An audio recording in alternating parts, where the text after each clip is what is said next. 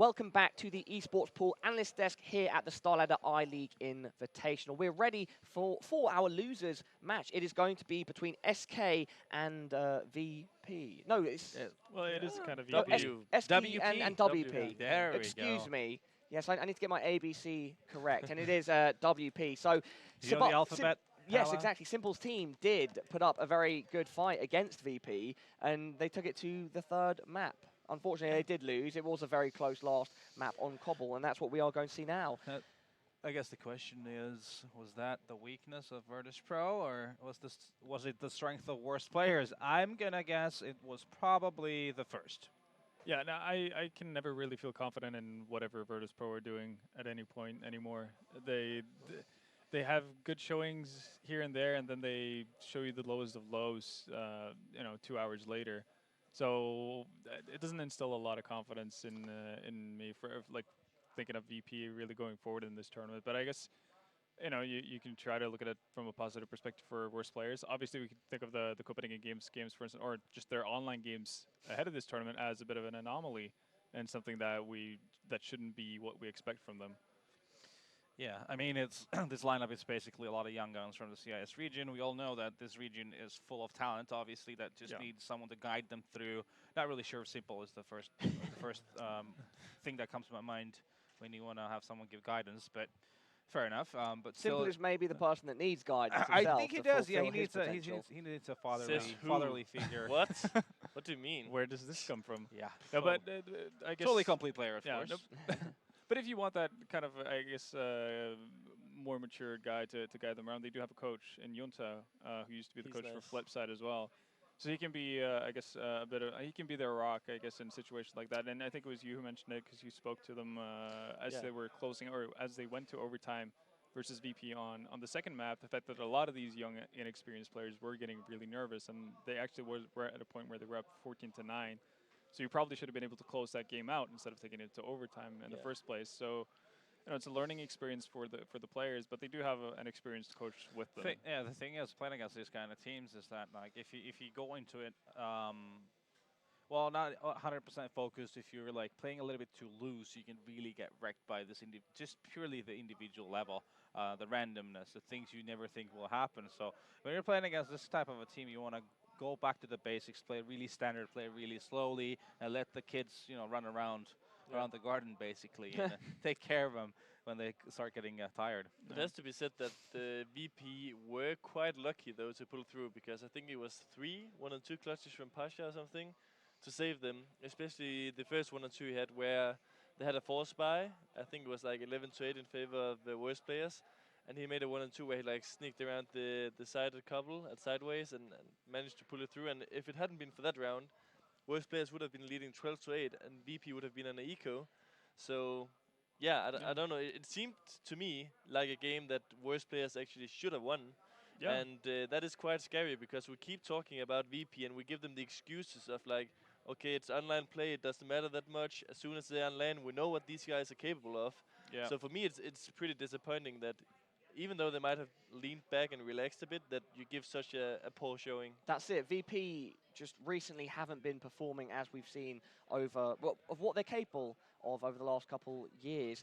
If you are newly joining us, just in case you're not aware of what's happened, what's transpired so far, SK lost to HR, and WP, worst player, Simple's team, who are filling in for Born of Fire, one of the East Asian teams that didn't make it, lost to VP. And that has put us in the position now where we are going to see worst players face off against SK. It's the losers, the consolidation match in the losers bracket. And if there was ever a time that SK could take advantage of a situation, beat a team who are arguably better than them, such as VP, it would be now, maybe, where VP aren't looking so good and are just coming off a 3-mapper against... But I would say one step at a time against now. WP, yeah. I keep getting the words mixed up. WP, yes. That is... No, sorry. Actually, yes. I'm kind of scared if I'm SK, because like I just alluded to right there, when you're playing against this type of a team, young guns, they're kind of reckless, random, they do a lot of aggressive stuff, a lot of the unthinkable things. What you want to come down to is play the fundamentals correctly, play really slowly, methodically, let them run around. And SK definitely doesn't strike me right now as a team that has their fundamental structure down to the To 100%. science. Yeah. Definitely not. So I see this being a troublesome game for them, in fact. Yeah, I think the big advantage that SK has is for once kind of the map pool. I guess they can go with the both teams banning out 2 maps. I think they're going to end up on pretty safe picks for themselves, and I think they're even though they haven't shown it so far in the tournament, it will be that groundwork, I guess, because they've been playing together for quite some time. That's going to be able to help them out. And we don't know how much Worst players have actually been practicing. It can't be a lot, seeing how Simple just got back from the U.S. So that's going to be just a massive gap for the Ukrainian guys to actually make up for. Do you sorry, Casper, go on. Yeah, I just wanted to make a point on Vince about the map pool. I'm actually a bit more concerned actually because looking at what the Worst players removed in the first matchup, they decided to remove Overpass and Train, which is arguably the 2 best maps of SK. So for that sense, that's a pretty good beginning for them. Then when you look at the SK veto, we know that they always remove Inferno. Then if they also like to remove their same map as last time, which is those 2, then they leave Cash open, which Worst players just took down Virtus Pro on. And also, it's going to be interesting to see quickly, Paula, before you get into this, it's the fact that Worst players hasn't been playing Inferno. So now it comes down to also how much is SK paying attention to things. Are they actually going to go through their statistics and see what they should be doing in that veto, so they don't use one veto to take off Inferno, a map that Worst players is not going to pick anyway. Do any of you think that Worst players were particularly prepared for VP? Because I think it's quite unlikely that they had been putting in a lot of time practicing together for it, considering the structure of the team that they're just coming together as a mix, essentially. And so is that kind of worrying that they can do that to VP, even though VP aren't looking so strong? And thus, is it pretty worrying for SK to come up against a team that is has essentially not practiced much, but is pulling off some pretty good results so far in the tournament? I think anything is worrying for SK right now. The way they're being playing on a server is really so brutal. no, but like it really is. Have you watched the games? Yeah, SK haven't really shown anything to actually make us not think that way, and that's just how it is. Worst players definitely had the better showing out of the 2 teams in their first games. So, yeah, not super confident about SK in that sense. But, again, they have the groundwork, and we know that they can play well, and we know that they're inconsistent, and that goes both ways. So you're rarely going to see them have a massive slump where they play poorly over a large stretch of games. And by the same token, they're not going to play extremely well over many games in a row. So they could very easily bounce back and be closer to what we expect to see from SK in this game. But if they keep attacking bomb sites like they were in the match against Hellraisers, they're not going to be winning any rounds. It doesn't matter who you play at that point. Doesn't matter. Yeah, it doesn't matter if you're playing. The Are you talking about VP now? No, I'm talking about SK.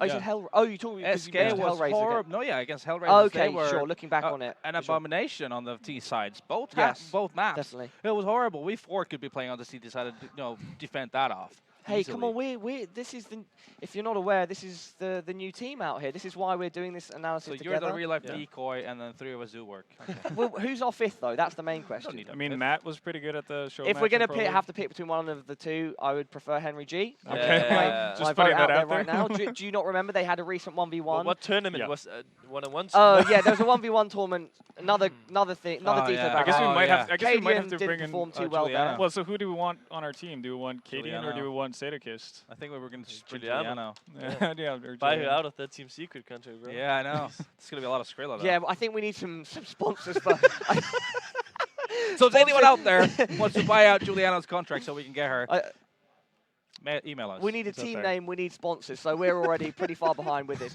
Anyway, let's go back to the teams that we're about to see play off against each other. Who on SK? Who on WP? Are the keys to victory? I mean, surely for WP it's going to be simple, but there were a couple of the players on the team that were doing pretty well. I think Fillin was having quite a good game, on Cobble? Or yeah, and he's actually, at least statistically speaking, one of the weaker players in general, so that's quite good. I know that Arch and Fix has some experience, so they could definitely pull through. In terms of the SK side, it's hard to pick out a single player, but obviously we always look towards Pimp, we always look towards Magisk, and Pimp told me that he promised to carry. I don't know. They probably promised did he say that before the Hellraiser game or before now? Okay. Pimp is actually sometimes delusional. I've heard him say, how he's going to be the best player in the world. At like a year ago. I was like, yeah, mate. Good luck with that. But he's good. But I mean, best in the world. Well, I think it would just like having an average performance from Pimp would do them a lot good at this point, because he did not have the greatest 2 maps versus Hellraisers. So obviously he's off, as you said, one of the guys you go to when you look at SK and who's going to be the heavy hitters, him and Magisk. Yeah. So if he can have a normal Pimp performance, then that should do a lot for them in terms of just getting honestly off to a good start. Honestly, I'm gonna just look beyond individuals at this point. Like, I want to see them play as a team, as a unit, to look like a team, look like they're actually playing Counter-Strike. That's how they're going to win. They got to be a unit. They got to do things together, play off of one another. If they're not going to do that, they're going to be in deep crap. And if they do play in that fashion, if they play with a bit more structure, presumably it will make this match easier to handle for them. Yes. However, Cadian has already pointed out that they are slightly predictable in the way that they approach rounds, and that their structure has been relatively the same for a while. And so then maybe worse players can take advantage of that. Yeah. I think that's going to be less important for this matchup. I mean, obviously, Jonta probably has done his homework as a coach, but to be honest, I know for like a fact that I don't think these players are the most coachable players. I mean, you can tell them some stuff and they'll listen and they'll have the idea, but they're not the experienced kind of players who can easily read out the situations like other teams can, who has experience with this kind of anti-stratting and knowing what the opponents are capable of doing. So I feel like that is not really going to benefit worst players that much in this game. I feel like from what Nato was pointing on with like hitting the individual level and just running around trying to feel out the game, I mean, you have these players like Simple and so on who can be a game changer. I think it's going to be up to the individual skill, but I really like your point about SK needs to show that they are a team at this point. We don't need no solo carry, some performance. We need a structured team who does things methodically, who does things together, who calls the right things at the right times, because we haven't seen that so far. And that doesn't mean that when they get a 5-on-3, they're going to take 35 seconds to hit the bomb site and not set one player to be a distraction on the other side of the map. Yes, SK, I'm looking at you. Let's take the hypothetical scenario that Simple plays to the best of his ability. He fires off on all cylinders. Can SK overcome that if he plays to the best of his ability? They should do. Seriously, not in this situation, the team he's playing with, not one individual should be able to overcome a team that is actually playing well together. Simple as that. No. Yeah. Okay. I mean, it's pretty much what we alluded to when we were talking about Oscar or Nico, for that matter. At the start of the day. Simply that you need actually a team to win Counter-Strike games at a high level. It doesn't really matter if one guy's going off. You can still lose the game, and mouse sports and Hellraisers have been an example of that many a times. Yeah. So Simple, firing on all cylinders can definitely make. You can win them a map, right? Yeah, exactly. Yeah. Not a series. Absolutely not a series, and that's the big thing, because we are playing best of threes here. I'm slightly worried for SK. Of course, VP didn't look too strong, but WP against them, they showed some skill, some potential, and that they had some sort of good form to what they were doing and how they were executing. And if SK, they didn't look too upbeat after their loss, and if SK kind of come with that mindset into this, maybe WP can take advantage of that. We just need a bigger sample size. We haven't seen 100%. worse players we've seen them play one game online now. That's it. So it's really hard to judge, to be honest with you. Obviously, we know more about SK, but just the recent form has been just horrible. So that's how we all of us, I guess we all agree that we see a weakness that where worst players can definitely exploit. Yeah. So that's the situation we're sitting at right now. Exactly, and it's always a balance between, you have, for example, Virtus Pro is like the longest 5-man lineup in CSGO, and how is a team of like those individuals and that long time experience of playing together as 5 people, how are they able to actually have such a close game against a pretty much random mixed team coming into this event? If they're going to stay as a team or not, who knows, but they are so new. So it's kind of the balance. Is it the worst players quit it? Is it them who's like playing really well, or is it Virtus Pro who's just like underperforming? And it's always easy to like say that Virtus Pro is underperforming, and I'm going to stick with that one as well, because it doesn't make sense if a team that played together for, 2 years, and should have the best like possibilities of having a wide map pool to use the structure against a mixed team, and then still be able to go 3 maps so close against a team of worst players. It could slightly be it could be a case of both, so to speak. But it definitely seems like VP, at least at the start of the tournament, once again, small sample size, but they're not getting off on the right foot straight away. It's not the way that you want to start a tournament. Oh, Virtus Pro? Yes. Well, I mean, their sample size for the past 6 months. I was talking Well, about Virtus players. I wasn't talking about Virtus Pro. Yeah. Virtus Pro, obviously, they've struggled for 6 months and having a hard time right now getting out of it. I mean, it's always been a case where they've been kind of off for maybe a couple of months. They'll come back once the big tournament hits, comes in. But right now, I don't know. I think it's more psychological for them than anything. Like they just basically, when they're doing things, it seems a little bit like not half-assed, but kind of like they're sort of just missing something in there when they're executing, when they're trying to retake a side, when they're like they lost a 3-on-1 pistol round against Fix on Cobblestone, where they all three ran towards him, guns blazing. How's that even like on a ramp on Cobblestone going up on CT Spawn site, basically, where it's like a lot of open field. Somehow they managed to lose a 1-on-3 pistol round. So I mean, I don't know what's going on. Talking about how they've been performing at the larger events that they've been to recently over the last couple of months. 3rd to 4th at Sevo, 5th to 8th at DreamHack Malmo, and then if we're going as far back as Columbus, 5th to 8th again, and then Counterpit 3rd to 4th. It's not the best kind of sequence of results.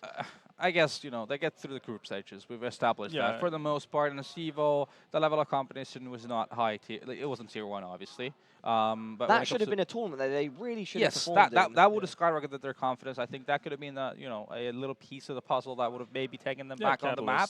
Yeah, but right now they're not getting past quarterfinals. It's like they're always facing these teams that are just basically performing way better than them. Luminosity, NIP, Fnatic, Astralis, all those teams right now are just playing. Well, Astralis has been going on in group stages recently, but still, in the big picture, they just keep facing teams that are just outplaying them. But they have been the nemesis of some of these teams in the past. Yeah. But so far they're not. The opposite, I guess. Yeah. Of a nemesis. Well, no, they can still be the nemesis, but just the underperforming nemesis.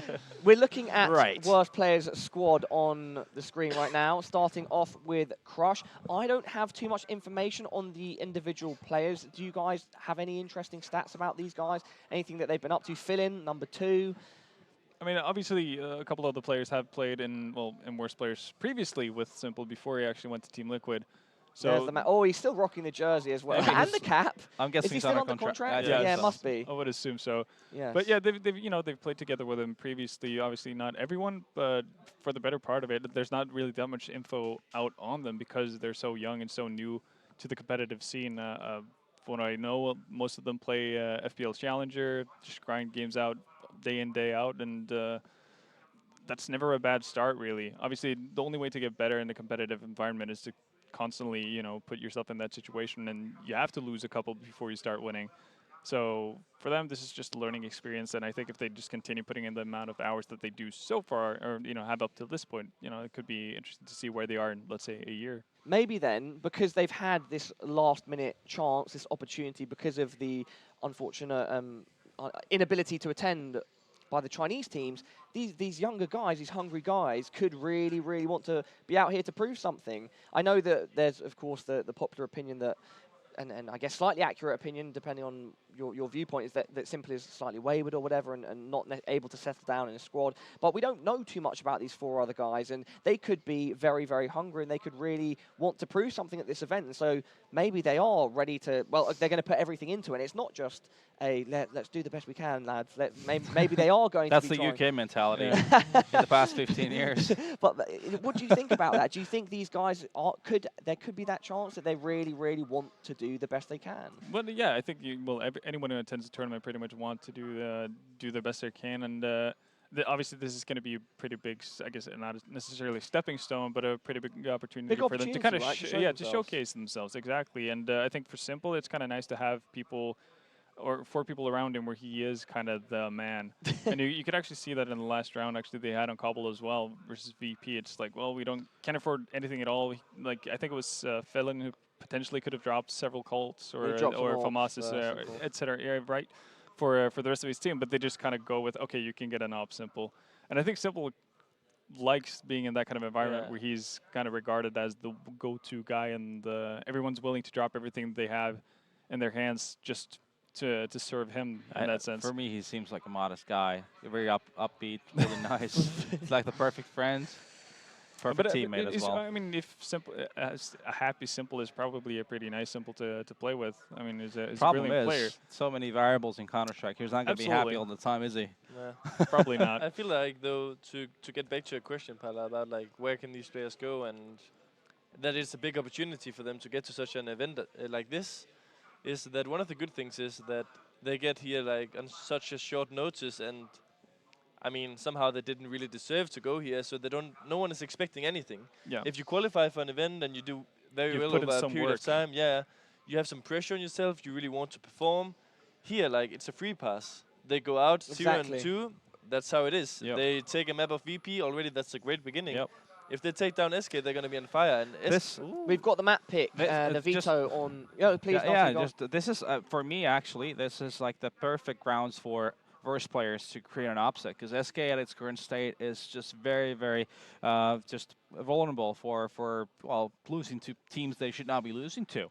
Yeah. And this map veto, well, it makes sense. It makes sense to me, since obviously you see SK wasn't really playing the game too well, because they did veto Inferno. They used one of their vetoes, Inferno, a map that Verse players don't play. But wouldn't you also say that in this scenario, even though that worst players might not play Inferno, SK has to go in and be like, we are the stronger team. And it also depends on who's been vetoing first. We don't obviously know that. So yeah, that's true. So maybe they want to risk that situation. Yeah. In the end, obviously, like you said, when you are the team that is expected to win, you want to take the safe route when it comes to veto. And make sure you're on comfortable ground. Make sure you're on the maps that definitely you know that you can excel on. Yeah, but I still think that with the 3 maps left in the pool, I think SK can still feel fairly confident in their chances at winning. So even though the veto does, again, and something we alluded to, the fact that it does allow underdogs to get a better foothold, I still think SK should be able to close out at least 2 of these maps in Mirage and Cobble. Even though Verse plays good showing versus VP on Cobble, but SK has shown that both Mirage and Cobble are maps where they can take out big opponents. Yeah. Thank you very much for those final thoughts, Vendetta. We're now ready to head into this game between SK and Worst players. Henry G and Sadakist, please do take it away. Gladly, Paula. We will gladly get into the game. Thank you very much for that segment. And we are ready to go. SK versus the best gamers. You're calling them the best gamers now? Not even players? Just best gamers. Well, Natu Worst said Counter-Strike players. Natu said it. SK are in deep crap. What do you think about that statement? It's an accurate statement. It's a censored statement. You can tell he's a father. You can tell he's a father. He knows how to hold his tongue. Crap is a bad word until you're about 6. Oh, he's got the Apple Watch going on this simple. That money definitely is paying off. It's Gold as definitely well. Paying off. Gold Apple Watch. Matt, you can only dream of it. I mean, look at that hat and that jersey and basically everything to do with Team Liquid. I wonder if when Starladder gives them gloves in this game, they're going to give simple Team Liquid gloves. Maybe. What gloves could they give them? The problem is that Team Liquid gloves are overpowered because they add extra throwing power. Stronger arms. Stronger arms. Yeah. You can throw a lot further when you wear Team Liquid gloves. Anyway, should we get serious now? Yes, we should. No, look, this is going to be a series. I think the pressure is entirely on SK. Worst gamers, worst players, whatever. Put up a reasonable series against VP. Overtime second game, they actually won that. They were 16-5 in the first, they lost. Third map, though, went to, I think it was 16-13. 16-13 on Yeah, on Cobblestone. So that's pretty impressive in its own. I do think that is much attributed to the fact that Virtus Pro was playing like Virtus Pro kind of has been lately. It just wasn't the greatest series, but you still have to give credit to them for putting it that far. Yeah, absolutely. Virtus Pro is still quite a turbulent team. Definitely haven't got out of the slump yet. I think it's getting better slowly. I was about to say they look better on land. Traditionally, like the last few events have been better. They're actually getting out of the group stages and getting to the final 8, etc. But that's a very shaky start for them to open things up here, but they managed to win. That's the main thing here. So they did win. SK though, in their game, they didn't even get started, and they were against Hellraisers, a team I would say I'm probably much better than worst players, but still, I'm not really sure how this one's going to go down. You'd assume SK would bounce back and kind of work out what the hell was going on. Some of their mid-round calls were What the hell's going on, Dan? Yeah, literally, what the hell was going on, Dan? Because some of their mid-round calls were disgusting. Their executions were poor. There was nothing really to write home about in terms of like good news and some prospects for them as a team. The only rounds they were winning on one-on-one clutches. There was no like rounds you thought, okay, they really deserved that. They really just annihilated them in like strategy and just general fundamentals of CS. So I feel like it's a chance for them to reset and wake up and realize what the hell was going on, and hopefully we can see them actually present some good Counter-Strike. They can do it. Like Gfinity recently, they got to the finals. They took down teams like Virtus Pro there. They finished above them. So they can do this. It's just so far the top players haven't arrived. Pimp, very quiet. Modi, non-existent. Frizz had some decent moments, Magic's Boy as well, but still, we're only getting 10 rounds over 2 maps. The whole team is blundering. Think about I don't know how to describe it. The fact that this Danish team has had so much talent tossed around in the last year, Astralis aside, they've been quite consistent for obvious reasons, but you would expect that if Dignitas is finding success, that SK could as well, and this is a big organization throughout the landscape of Counter-Strike, and they obviously want to win. They're not what they used to be financially. Exactly. They're not as large as they used to be, 100% true. But obviously when they invested into this team, they were hoping for some results. So. Absolutely. I still think it's a good team. They can have the potential to get to the top echelons of Counter-Strike in terms of like the top 4 finishes. I don't think they're ever going to be a world-class team. I don't think they'll ever be tier 1. But still, if they can get like 5th to 6th and stuff at big events, that's good for them. But so far, not even showing they can make that sort of. The good news is there's a new pool of players in Denmark that they can pick from. Who? Well, they can pick. What was the team that was just announced with the? Why am I striking a blank? I don't know. With that had what's his face come back? Once. Okay, so the old Source guys. That's what I was thinking of. Once. Fetish has obviously done enough in CS:GO. He's kind of had his chances, I think, but a guy like Once, if he could find his Once was like a phenomenal Source player. He's like one of the deadliest, most aggressive players, one of the best aimers in the entire game. This is the thing, they're bringing back old players, not necessarily going to mean, oh, it's amazing. Like True. It's like bringing a Spawn or something like that. They're not going to be as good as they used to be. It's going to take a lot of time, and they've been so far behind. It's not like he's played top-level CS:GO yet. So I'm sure he will be good, but whether you can even get near to what he used to be, that's yet to be seen. But that's another conversation entirely. Looks like Magic's Boy's still a little bit tired there. Big yawn coming in. But I think these guys arrived pretty late last night, so that's something. That's what I heard. This is by far the latest team to arrive. We saw Virtus Pro around 11:30, still just having some food downstairs in the hotel, but they were there around 6 o'clock. I think SK didn't even show up until after I went to bed. Yeah, well, Cadian got in at like 1:30. Good point. He was with them. He was with them, right. So that's what I mean. So yeah, so I think you were saying him and Pimp were even just getting to the hotel at 3 in the morning. So it has been early starts for them, and I'm sure they're not feeling 100% fresh, but still, doesn't matter. If they don't win this game, it's going to mean a horrible situation for SK crashing out of this tournament. But, surely not going to happen. Obviously, we talk about this team, worst players. The only real player we know anything about is Simple, of course. Like, we could talk all day about him. From what I saw, I saw little of the game on the last map from Cobble, but it seems like they're giving like a good game towards VP. They could have actually taken that towards overtime, towards the closing sectors of Cobble. So they definitely know how to play. From what I heard on the analyst desk, it seems like one of those kind of guys that play a lot of Face It together and kind of up-and-coming players, very talented, just need that kind of guidance to help them get through it. And Cadian's actually getting in behind them this time on SK. Of course he is. Is this a conflict of interest? Of course. This is Cadian, right? He was the stand-in for them at the minor. He's still friends with a lot of them, as he's mentioned. He also played as recently with them as a full-time member as December. I think it was sort of the end of December. And he was at DreamHack Tour. Given up. That's right. That's why I just said the minor. So okay. I phrased it differently, but same tournament for those of you who aren't aware of the minor versus the DreamHack. Sure. Phrasing that goes on to it, but he's definitely familiar with them, and like he was saying earlier as well, a lot of their tactics they're still running from his time on the team, so they need to find something. I don't think he had a headset on. He's just going to be there for moral support and to watch. Yeah, just the cheerleader at the back. He'd make a good cheerleader. Yeah, I think so. Well, considering what we've seen for the map, the first map's going to be Mirage, then we go to Cash and Cobble's the decider, right? So Mirage, historically a very good map for SK. That's one of their home turfs. They like to play it. Same with Cobble as well. So I think this veto coming in actually is very good news for SK. If it does go to the third map, I do favour them, but saying that, I just don't know enough about worst players to even really comment on what maps they're going to be good at. It's the first one we've ever seen them at. I've never watched any of their online games, if there have been any, and we're not even sure whether Simple is going to be staying in this team. Obviously, still in this team, Liquid Gear still contracted them.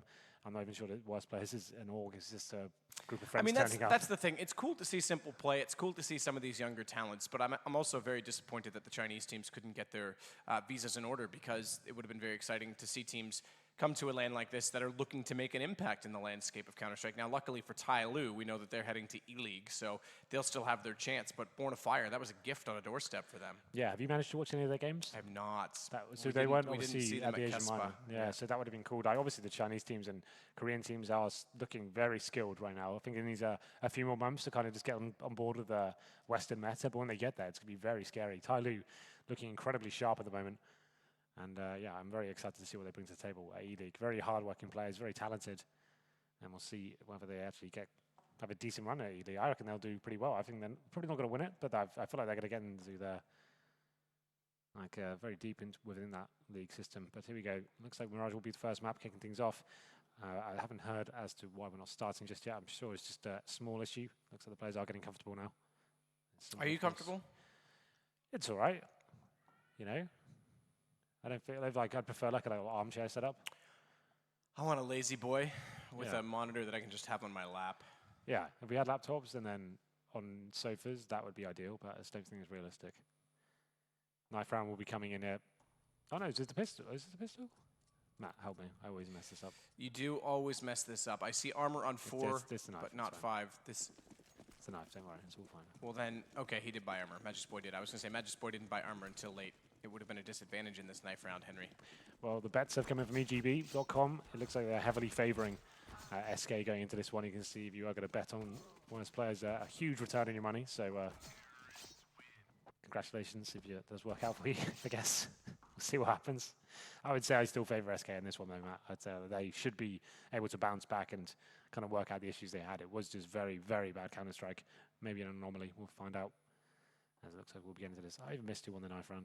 Do you know what? It doesn't even matter. We'll see who starts on CT. We'll assume they did. What are your predictions, Matt? Predictions. Simple drops 47 kills. Only 47? 47 kills. Okay, so he's having a quiet game. Quiet game, and they win 16-7. All right, well, worst players will start on the CT side, so as I said, they probably won the knife round there. And we'll have a look at the buys coming in. Just to clarify, that's 47 kills over 23 rounds. Okay, perfect. 2.004 kills per round. Fix, Arch, Simple, Fill In, and Crush. For anyone who's not familiar, are the players for worst players. That doesn't really work, but still. 0.04, sorry. We're going to go into the pistol round here, of course.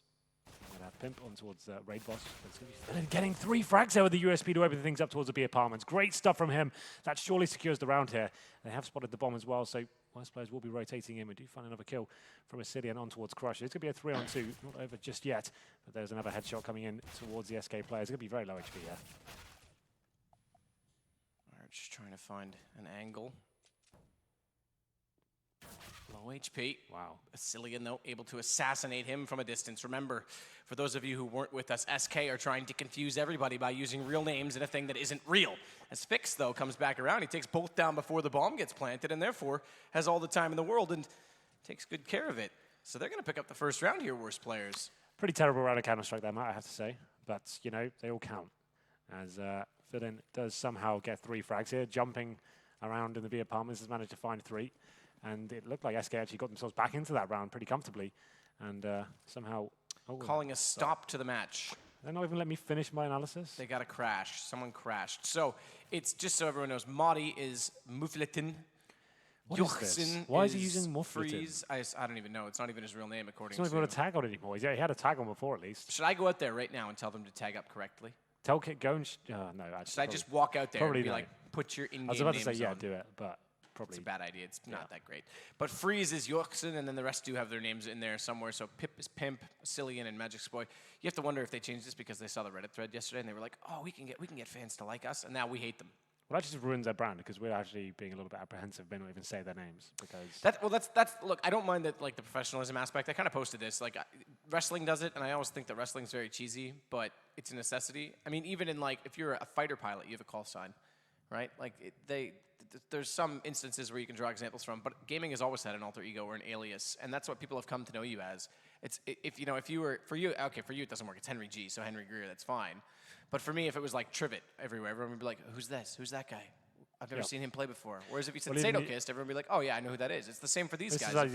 When you say the word simple, that's his brand, right? That's him. He can make that a thing. Like we call it cycle him Alexander, whatever his second name is. Yeah. It's just like, hold on, who's that? Is that one of the people on the team? I'm not familiar with that. You have to be a very big fan to actually know all the first and second names. Yeah, and like again, some of the teams I do. So when Fnatic did it the other night, it wasn't a big deal. I knew Fanatics, that's fine, but. If you look in the kill feed as a spectator as well, we don't list off every kill because some of them just happen quickly and there's some that aren't that important, but we're focusing on other aspects. If you can't tell who it is, you don't know who got that kill. I mean, I get where people want to go with it, but I think it needs to be implemented in a way that's better. And I think that the in-game name should always come first. Yes, exactly. That's the way to get around it. Have the in-game name, and if you want to have your actual Christian name and surname there, then yeah, by all means have it afterwards. But it still just makes things for us very difficult. And like you said, spectators not necessarily getting the best experience as well. But regardless, we are going to be having a pause here. I think one of the players on SK crashed. So they did lose that pistol there. I was just to finish off the thoughts on the pistol. It seemed like SK did a great job to actually get back into the round. Came down to a 2 versus 1, and they went for the plant towards short. And as soon as the bomb got planted, the bomb got wrecked from that short area. Just weren't covering whatsoever. Didn't instead of go for the default plan, which is pretty safe from all angles, they've tried to play the long con, get the short plan down, and try and boost their chances of winning the round. But if you're not going to cover short, that's a pretty difficult move to actually try and defend. They come around to take down both players, and SK looked like, I think they force bought into this round, Matt. Although this stop has come in, they've maybe had a chance to take stock on this and work out whether this is the right move. I would say it's an interesting one. Like Mirage can be a cruel mistress in terms of the economy. If you force buy in the second instead of going for the AKs in the third, might be limiting yourself, but still is a quick way to get back into the round. Still looking like we may be waiting for a little while here as SK do look pretty preoccupied. Hello, Moddy. And there's someone out of the chair on the worst player's side, so probably not. not. Oh yeah, there is, right in front of us. I was looking down the line, like, where do you see that? It's all right. I couldn't tell you who's missing, because I don't really know what they look like apart from Simple, of course. It's that guy. It's that guy. There it is. Now we know. No one ever wants to be that guy. Full Ukrainian lineup. Yeah, so a lot of them, there's 3 players here. Arch, Fix, and I think Dima were the core of the Team YP. Oh, that's right. And that all finished, didn't it? Yeah, actually, someone just tweeted that to me. If I can find it, I'll give you credit for tweeting, as I like to do. And this is not live, just so everyone's aware. Ebot is waiting to continue. So that was sent to me by Janie Juntanen. I'm gonna assume that's how you say your name. Probably wrong, and we'll go with it. It's fine. So there you have it.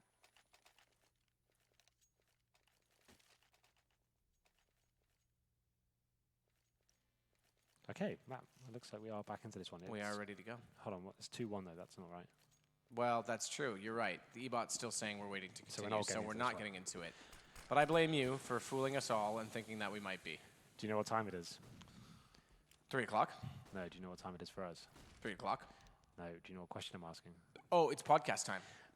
The question I'm going to ask you, though, is quite controversial. Oh, it's a big topic. I love these ones. Here we go. Vesa. Yes, I want to know your thoughts. Can you summarize in no comment. A couple of minutes? I think it's probably the best stance to be on right now. Yep. Especially the news. For once, I'm actually being professional. Yep. No comments. Instead of ranting about I would things. say that's probably a good move. I wanted to see if you were going to do a full run, but I'd say considering the news you read today with the FaZe stuff, I'd say probably. And we don't even know. Don't even have a stance yet. right now. I think for us, we don't really know enough about it. And that's just to be clear that FaZe, there's conflicting reports about that, so that's not 100% true yet from the sounds of it. But I'm not.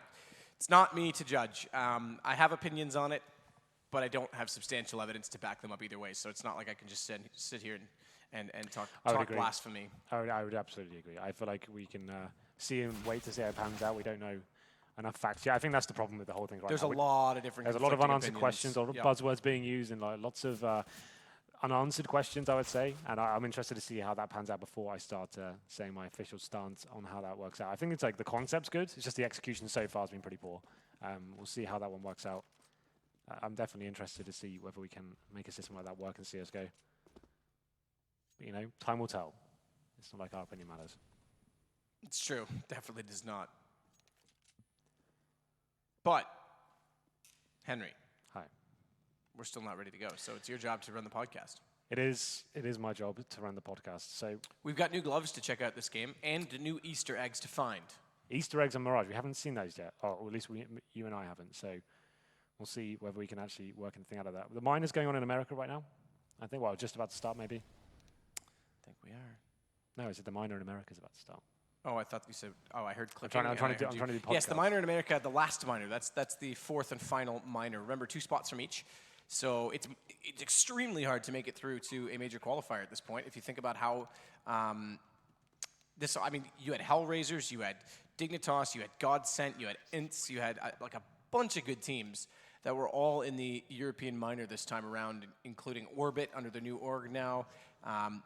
The team that made the final last time obviously was Orbit against Hellraisers, and Hellraisers got the spot that time, but this time with 2 up for grabs, they didn't make it through, and Dignitas ends up winning it. So it's extreme, like godsend. They make 4th overall in Malmo, and now they can't even get to a major qualifier. It is such a hard path. The landscape is so large now and vast, and it's very cutthroat in these regards. That's exactly what the minor system was brought in to do, to actually allow these teams to have a base and a foundation to actually get themselves to the big stage and show they can actually play at that level. There's a lot of these qualifiers and being a lot of invites being thrown around. I think the minor system works very well in that sense. It's actually been really cool to see it when it's worked out. We're actually seeing some really cool teams make it to the major qualifier and show their best foot and see whether they can actually step themselves up. Another piece of news, Matt, is Liquid have a new coach in the form of Peacemaker. Yes, this is very interesting to me. So this is sort of the first Brazilian to leave the family, if you will.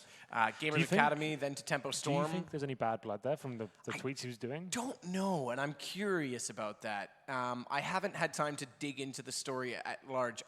Perhaps you can elaborate a little bit more on that. Well, I saw some tweets, just like passive-aggressive tweets. I can't remember the context exactly, but it seemed like he wasn't too happy about the situation. Like he just it was very abrupt when he left, and then it was no real normally if he was to leave the team, it would be like massive of like those guys, that group, especially you said the Brazilians, like the family, they'd be saying, "Oh, it's been so brilliant with you. Like we're so sad to see you go." There wasn't any of that going on. It was just and he came in late. It was quite somber when he left. It was like quite quiet from everyone. No one was really commenting on it. Yeah, he came in late because Zeus was their coach before they did when they were Gamers Academy and did the swap for Taco and FNX and sent Bolts and Steel out the door. Steel obviously went elsewhere. Bolts went over to join that roster.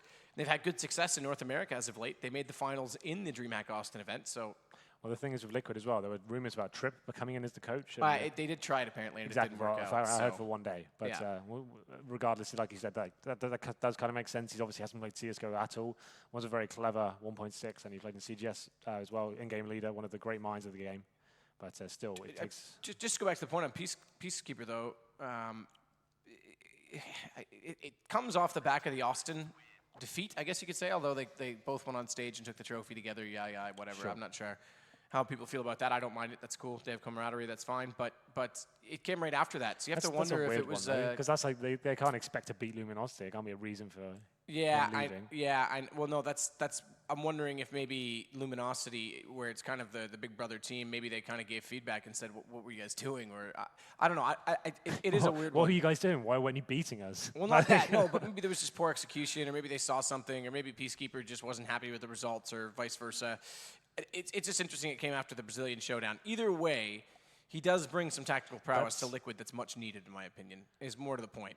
We can speculate on the past all we want, but looking into the future, I think Liquid's going to benefit from having him. Well, obviously, I had GB James before, and it's still kind of unclear as to what he brought to the table in terms of a coach. It feels like he did have some tactical understanding. You see from the tweets he does and stuff like that. He does follow the game in that sense. He does actually analyze demos and all that sort of stuff. Whether he actually was having the freedom to give calls and stuff like that, I'm not so sure whether they'd give him the freedom to actually have that sort of input and sort of a tactical aspect, but still, Peacekeeper, I'm sure he'll be given complete full control of the team and it'll be played the way he wants to. And I think Brazilian Counter-Strike is a lot snappier than American. I think they'll be reacting to mid-round calls a lot more, doing a lot of defaults and just kind of playing off their instincts more than actually going for set pieces all the time and all this sort of stuff. But we'll see. I'll be interested to see how that one pans out. I think Liquid definitely is an interesting team right now. The fact they've lost Simple, who's irony playing this game, that they've looked pretty poor since they've lost him, I have to say. He was definitely influential in their victories at the major and getting themselves a top 4 place. Absolutely. And Hiko was going on about how he loved playing with him and he had such great, impact in late rounds and making clutch situations. And yet Adren and Simple were at each other's throats. I think Adren came out in an interview recently and said he was worse than everyone thought. Yeah, which is understandable. I think that's. I think he's Simple probably gets off quite lightly with the bad reputation he has of being a toxic player. From what I've seen, and what I've heard, it's a nightmare to play with him, especially when he's in a bad mood or the team are losing. I want to play on a team with him. Yeah, you can. Maybe you can go on the R8 map with him. Yeah, I'll play on a team with him because if he rages, I'll just reach over and slap him, and then it'll be like, listen, kid, let's play the game. Maybe that's what he needs, a father figure from you. And then if he keeps raging, you just reach over and unplug his headset. At which point, he clearly just unplugs his keyboard and leaves. That's the problem with him. That's the main problem with Simple. You're so scared of what he might do. And if I slapped him, he might pick up his keyboard and just smack me with it. I think that's the problem. There's another Easter egg for you, Matt, on the screen right now. Oh, yeah, look at that. Would you look at that? Just look at it. Look at it. Look at this. Look at that. Look at this. Any more? Oh, there's a scratch there. Would you just look at it? Would you look at that? Look at that. That's his style, isn't it? Oh yeah, in Arabic writing. That's amazing. They If you even look fit at the that. texture of And the there's map. another little. Is And that it's Edward? Edward. That's Edward. Wanted, Dead or alive. 10,000, $1 million US. I'll be right back. Yeah, we could do that right now. That's amazing. Let's kill Edward for $1 million. Henry. Get it on Reddit right now, guys. Be the first to spot it. Wanted, dead or alive, 10,000 US dollars. They're going into the kitchen. What's in here? Edward. There's some more posters. Oh, there's more about green Edward. posters. What are the I don't green know what's posters? on the green ones. Where are we going? Flashbangs. Rush B. Rush B. Drop AWP, Rush B. That's what SK tried. Didn't really work out for them. No. Edward wanted dead or What's the alive. QR code, I wonder? Scan it. I'll get my phone. Get your phone out. Get your phone out. It might be a little bit too late. We're going into the site as well. Look how badly they want Edward. Dead or alive? True, we don't have to kill him. That's a good point. Maybe we should take him in alive. And then when they pay us, we can just free him. Look, they really want Edward. There's a lot of Edward on. And then there's a Guardian one, just one Guardian poster for like 3 billion. It's like, yeah, sorry, Edward. Yeah, he definitely would be the most valuable target for sure. Looks like we're still having these technical issues, guys. You can see SK are missing a player. I think it's Freeze right now. We'll see whether he's going to be getting back into this one, but looks like we'll be continuing talking nonsense here. I will keep the flow going though, Matt. Hold on, give me a second. For those with one of your jokes while I find out. I don't have any jokes. I'm not a funny guy. You haven't got anything. Come on, spin me some gold. We were on to a point before we talked about the Easter eggs. Do you think? Oh yeah, simple. He's a fan of Ibrahimovic, obviously, because his name is Ibrahimovic, and he's finally playing in a football stadium. That's true. Someone says that. All right. Well, I'm getting a bunch of conflicting tweets, so we'll ignore the tweets. But yeah. In other news, the minor system for America, you kind of touched on that. We jumped over to the topic as abroad. But yeah, I mean, the minor system in America is another chance for teams to basically get into a qualification position. And I think someone like Tempo Storm has to be the favorite going into that again as well. Obviously, Splice will be at the qualifier, as will Cloud9, whereas Liquid and CLG are invited to the next major, hands down. But having teams that are the middle ground of the USA is very interesting right now. It's kind of like the outside the top 10 in Europe, where everyone can kind of beat each other week to week. All of North America is inconsistent, but it's very inconsistent. And there's a couple teams that have made strides that we've seen. Without a Roof just got picked up by Caliber. I don't think that they're actually qualified for it, if I'm not mistaken. But teams like Complexity, TSM, these are opportunities for them to get back in good ground in the North American landscape. But Tempo Storm has to be the favorite for that North American minor. I would say so, hands down. A lot of unanswered questions there. Cloud9 seems to be getting better with Slemmy. Much, yep. So although his fragging power is shockingly bad, considering that they're improving so much. So they need to make sure he's getting some kills on the board as well. He seems to be winning a lot of duels, or losing a lot of duels on the CT side, rather, excuse me. Which is, at some point, that's going to... They just need Sean back. They just need Sean back, don't they? Yeah, just bring back Sean. All right. That would be perfect. Maybe. Hashtag bring back Sean. Yeah. He would considering what they need right now, just him just back in the team would be so beneficial. He's a player like. Oh, Caliber is there. I lied. Are they? Yeah. Who else is there? Energy is there. Shaquille O'Neal's team. Energy. They're like up and down teams. Sometimes they can be like completely lights out and really cool and like a very tactical team. And sometimes they can be pretty shocking as well. Are Complexity there? Out of interest. TSM is there. Winter Fox is there. Winout. Oh, Winout's there. That's right. They came in from the other Brazilian team. That's the new Brazilian team. Yeah, is that what That's interesting to see. That'll be interesting and worth watching with NACBit, PKAL, Destiny. Those are some like old school names as well. That'd be really cool. Optic, Selfless, so no Complexity. Wow. Well, Complexity are an E-League, aren't they? So that's the only place. This is actually quite interesting for the second position. Optic's going to have pressure on them based on their performances as of late. Mixwell's doing well, but needs to be more consistent on land. Winout's going to be really interesting to watch. But top spot, I'm going to say Tempo Storm. Second spot, toss up between Energy, Winouts, Optic, and TSM. But I'm gonna knock TSM out of that too. I'm gonna say that they're not. TSM are looking better. They are looking better, but I'm still not convinced. I mean, they've committed to Twist as their fifth. We've casted a few games. And he's been playing very well. Exactly. TSM. I actually don't think they're as bad as everyone kind of calls them out to be. I feel like they could actually have a chance of winning that. I wouldn't say that's the craziest thing in the world. I feel like the way they're actually just under the radar a little bit. No one's really focused on them. I was expecting too much. Like they're actually. Do you know what the interesting thing is in the minor? According to the core of each team, it is 1, 2, 2 Brazilian teams and 3 Canadian teams. How many British teams? That's not how America works, Henry. There's some British players over there. So that's complexity. That's why they're not there. There's any team not there. Yeah, exactly. That's how that's worked out. Yeah. So yeah, Tempo Storm should be the obvious favorite in that one. Yeah, fair enough. Teams that need good performances to maintain good faith. Winter Fox, TSM, and Caliber needs to have at least a good performance, but I don't put any of them in the position to go through. Well, Matt, you get a little bit of a break after, not this I event, do. but we go to ETS, do some couple more online days. stuff after this. So I think we've got like 4 or 5 dates after this. Yep. And then we've got a big break coming in. So you tweeted recently, maybe not. Do we have to be dramatic about this? I'm not being dramatic, saying you tweeted saying you were going to take a break. I did tweet saying I was going to take a break. Don't remember tweeting, of course, but I did tweet. Okay. Well, we are back into the game, so we have filled for a reasonable amount of time. I'd say maybe a little bit too much, but still, it's 1-0 in favor of worst players. And I was saying SK had the choice to work out whether they wanted to force buy into this after that pause came in. And it looks like they are going to continue with that mentality after they got the bomb down in the pistol. Like I said, most teams will be buying up in the third, but they've gone with the Tech 9s, 3 smoke grenades, in fact, in the second. And this could be interesting. You'd assume a set piece coming into here, maybe start off with a default, try and work out if there's any CT aggression coming in. They fall back to an AXQ. Could do the same towards B. We'll see what kind of mentality they have going into round number 2. We'll have a look at the buy for worst players as well. M4s, 2 of those, a Foundmaster Scout and an MP9 and Crush. 2 players from SK Gaming going towards the A side of the map. They are lining up for smokes here, so this could be maybe an A split coming in. You can see the bomb towards top and middle, 2 players in underpass. I'd assume that's what's going to happen, but Simple looking towards that underpass area with the Scout. Going to be falling back for now. This could be an A split coming in nice and fast. Crush has spotted this, though, so they're going to have the information, and they've already lined them up. Simple, good shots, 2 at that from the 5-7, making a 3rd, and he's looking for the 4th. He's going to find it. Simple just dominates as they come through into the site, and he's gone back to just Simple, not Simple, Ibro Simplevich. Yeah, that was pretty brutal, and SK pretty lackluster execute, I have to say. I'd have preferred them just to do a simple wall of smokes, trying to get the bomb down at least. They just ran through connector. They should have been getting wrecked from short, to be fair, because they didn't even smoke off towards that area, but it was lucky no one was facing for that point. But Simple, look how easy this is. It's not even that much of a challenge when they're not looking at him.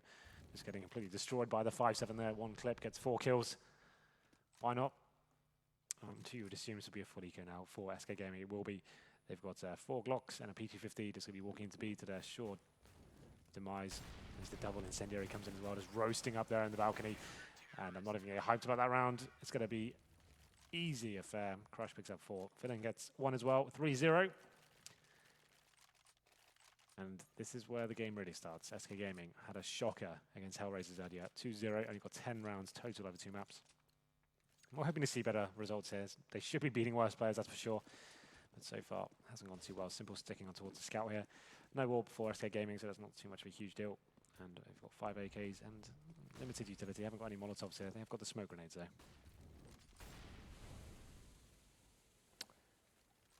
Simple's trying to see above said smoke, but this is better position for Arch, who's watching toward a Cillian.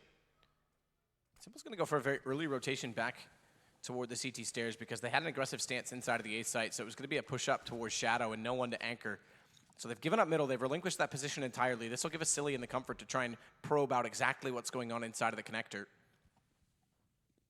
But Simple's going to be watching this. Nade in.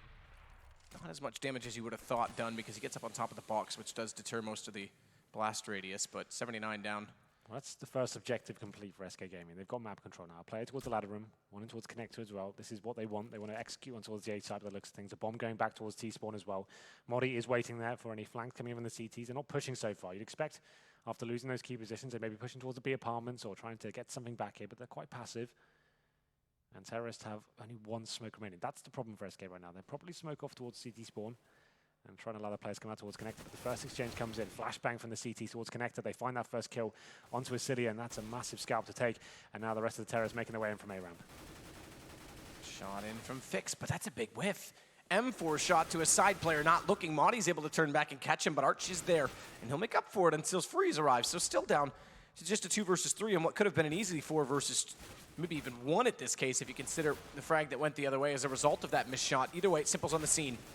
Bomb gets planted, though. That's more money given to SK, but it will go to 4-0 now for worst players. And Henry, someone's messaged me saying that we missed an Easter egg. Which one? the TV on the way into B Apartments. Oh, cool. The one everyone knows as they're running past it. Yeah. The most destroyed TV in the world. Yep. I didn't see that. That's pretty cool. You'll have to keep an eye out for it. I will. But yeah, SK Gaming, like I said, perfect start to the round. They get connector, they get ladder room, but just didn't have anything to actually execute into the site with. They were very slow as well, very apprehensive. And like I said, it was just a matter of time for the CTs reacted to it. They flashed in towards that connector area, took down Ascidian, and that was the game up at that point. It was very clear they were coming in towards that A site. They tried to push their way through the A ramp and just got completely mowed down by the crossfires. And they will be doing a partial buy going into round number 5. It's going to be Tech 9s across the board and some armor, a couple of smoke grenades, and you would assume it's going to be similar results. They're not going to be going for a set piece. It's going to be a default stance at the beginning of the round. Arch looking towards the underpass there. He has dropped himself a smoke to give him a little bit of cover here. Can use that to spot towards the top middle as well. Smoke coming in from the terrorist, so to take away his vision. So that locks him out for now. And they have got control of the connector once more. It's going to be Ascidian in the same position. Just get completely destroyed here before by that flashbang. Let's see whether they can act a little bit faster here. Looks like 3 players will be trying to get through this zone. Maybe could get towards short here, but the bomb is still down towards T-spawn side of the map. Ascidian now edging through the smoke. Is this a good idea? No, absolutely not. That was far too easy for Arch. He may pick up a second one. They're going to bump into each other. He knows it, but he can't find where Pimp's gone, and Pimp finds him first with the Tech 9. So they got a chance again to get a bomb down. This would be big because it's going to go to 5 rounds. And if they can get, well, that's gone. Simple just shutting out Modi. There's no more execution. There's no more smokes to get across the site. That works for one. AWP picked up. Knows where Fix is. Okay, this changes it. Now the bomb can cross over. It's down to just 1 player remaining, but the bomb's dropped by Crush late. He's down. So it's going to be up to Magic Boy with the AWP. No bomb. Time ticking away. Has 30 seconds here. This is the thing, because they're going to get the full loss bonus, but a bomb on top of that, they're going to have a full buy of anything that they want.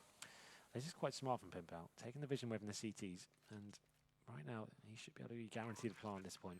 Very low HP, but the AWP, if he finds the first kill, still a possibility here. Give himself some cover on the site, gets the first shot, takes down Crush with the headshot. Now it's the 1 versus 1. And he lets it as well. Great stuff from Pimp, from Magic Boy. These names, it'll get you. That's the problem. But still, great round from him. Huge round. That is so big. I mean, still a buy because there's a bank built up on worst player's side, but SK winning in the situation that they had on the force buy, that's a bit massive. I mean, that's what started it all. That flank out, you called it, that he was coming around and getting that AWP. The last 2 shots, very impressive. What a massive play from them. This boy stepping up just when it was needed. And now they go into round number 6 with the AKs, and they get the first kill as well as Modi take down Fix. And with players like Simple in the team, do you feel like he could be tilting incredibly hard right now, Matt, after that?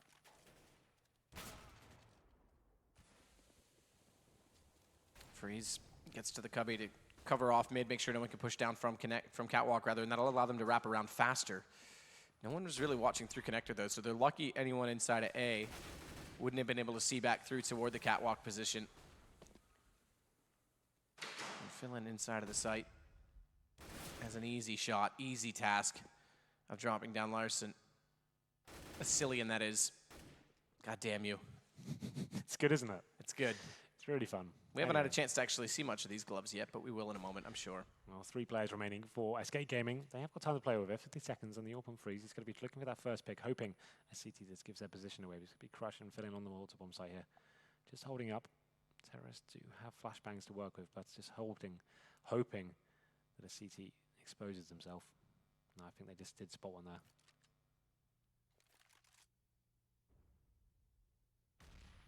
Freeze is trying to find something as well.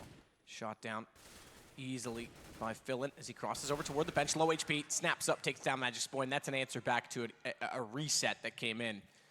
Thankfully, they won that eco, but they're still going to be in a very desperate position right now. There's the replay of that superb clutch. That was sick. Both headshots, why not to finish it off? Magic's Boy, one of the strongest and most talented players on the team. And he saw his first tournament in December 2015. Freeze is going to have an op in the next round. So they've left him on 58. That or he can double drop. So this depends on where the others ended up. I didn't quite catch it. There you go. You just saw it. It has the Star Ladder arena that we're in on the TV. They've done a lot of cool stuff here. They have. Well, I haven't seen these gloves yet, though, for which gloves are you talking worst players. We've seen the SK ones. ones, I think this has got obviously. the WP, the silver logo on them. Oh, did it? Okay, Yeah. I didn't get a chance. But the SK ones still look pretty cool. Yeah, they're pretty basic. I think the Hellraisers ones are my favorite. The SK ones are cool, you're right. There we go then. Nice catch. We do go into round number 7. It's going to be Freeze picking up that Desert Eagle headshot. The Deagle, so deadly on Mirage. A lot of long-range angles and tight choke points you can go and face, but there's been heavy damage inflicted towards him for getting that kill. But still, the man advantage for now. They haven't got any utility to work with here. So it's come down to more magic like that to actually get themselves into the round. Boosting up towards the window. Going to have full control of that as well. There is going to be Simple waiting for them though. And that's definitely a difficult prospect as they start edging their way towards B now. Simple catching off Magic's boy, though, is making things easier still for worst players, who are proving to not be the worst, at least in this game. Easy shot to Modi, low HP. Does get caught by Pimp, though, filling over top of the backside of the van. That's changed and exchanged in favor of Crush and Simple, though, when they do arrive inside of the site fully and completely. Worst players now sitting in a 6-1 scoreline. Yeah, recovering after that blunder of a round. Yes. Absolutely. But there is going to be a buy here. As mentioned, Freeze had 5,800 in the last round, saved and accumulated to move forward. So they should, if he doesn't go once we get back in, I'm not sure. These guys are like a very young team, I have to say. There we go. So he did go for the AWP. Yeah, they're basing their entire round. This is interesting. So Simple's going to flash them in. Oh, is it late, though? Super late. That costs them. That's entirely on Simple. That late flash, they were already committed to the arch, and they easily walked around it into a crosshair placement. If that flash had been timed, that's an easy 2-kill the other way. Yeah, that round's over. And it's one SK Gaming desperately needed as well. They were just going a contact play towards the A-bomb site, and it's actually the CTs trying to change things up. It's a good call, actually, just to show that sort of aggression after the terrorists maybe on a weaker buy. And actually, Molly get gifted 2 kills there. Didn't really have to work too hard for them as well. Like you said, the flashbang came in very late indeed. He picks up 2 with a Galil, and just holding for the pushes from short there. SK get the 3rd kill, and it's just going to be Philin remaining here. He's holding towards the B apartments. Can't really do much about this. He's got an M4 in hand, and just hoping he can hold on to the weapon here. But it will be 6-2 SK Gaming. We've said this is their pick, and it's a map they're famous actually being pretty comfortable on. Number 8 will be going in favor of the Danes. 4 players staying alive as well. That just helps the economy grow. Oh, that smoke. It's still there. I thought it might have been gone by now, but it's not. Look at the CT money. I think they had enough to force they wanted to. They could drop 1, maybe drop a couple of Famases. It would be really, really tight buy, but they could do if they wanted to. It would make sense right now to kind of drop one of those rounds. It could reset the terrorists and not allow their money to get out of control. We'll see what they decide to do.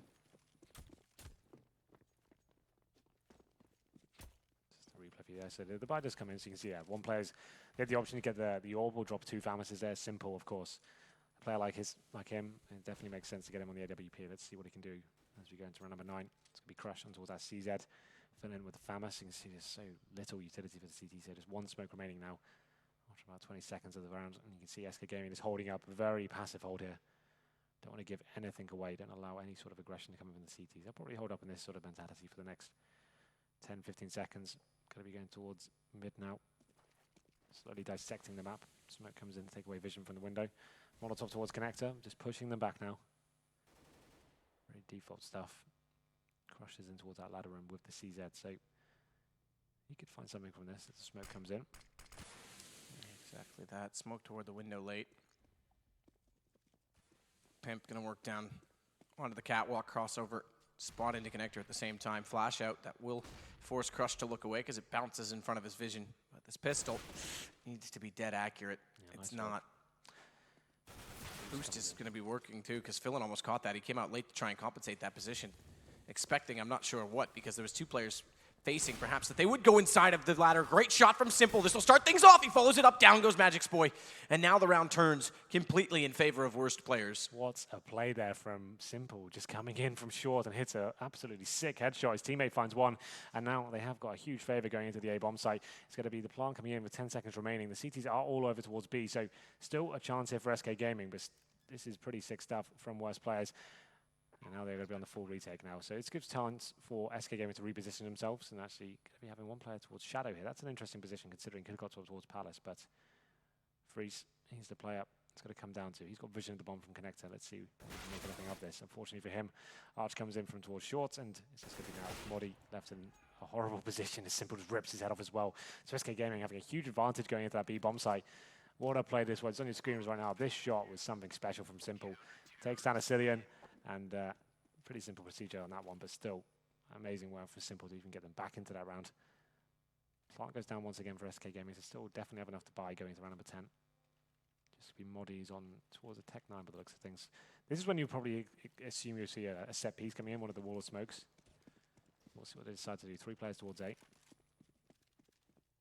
No double orbs yet for worst players. This could be relying on simple Zorb, and this is what we talked about at the major. You know, very aggressive and impactful player for whichever team he's on. And he's definitely showing that so far.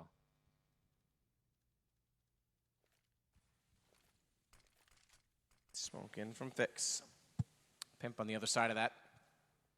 Be slightly obstructed, but the timing isn't going to really affect him. They're still waiting for 2 players to get out from the underpass and take over some possession of middle. They've lost that already. Boost immediately for Monty, and Archer is waiting in the window. Wall of smokes will go across the site. This is the basically Na'Vi style smoke strategy. And it does work out to find them 2 kills on the entry, but Simple's still inside of the site itself. Oh, he can't find it though inside of the smoke. He's going to go. I thought he was just going to get on it. I thought he was just going to go immediately for the Ninja. Gets caught, but does still land the shot on Asilian. 13 HP and Simple nails it. How does he survive that? But it's going to be a 3-on-2 now. Pimp coming in very late from the A ramp.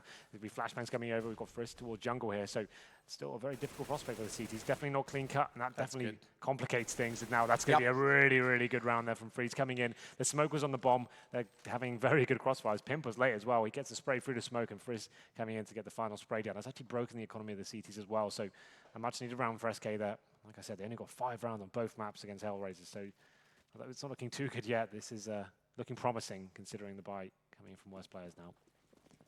They're just going to have a Desert Eagle, PT-50s, no nades, no kits. Just going to be hoping they can roll out some Deagle magic here. But SK, this is a big game for them. They really should be taken down. I don't want to use the term mix, but it's a team that's definitely not an org, and one's been formed very recently. Shouldn't really be at the tournament. The only reason they are here is because the Chinese teams couldn't attend.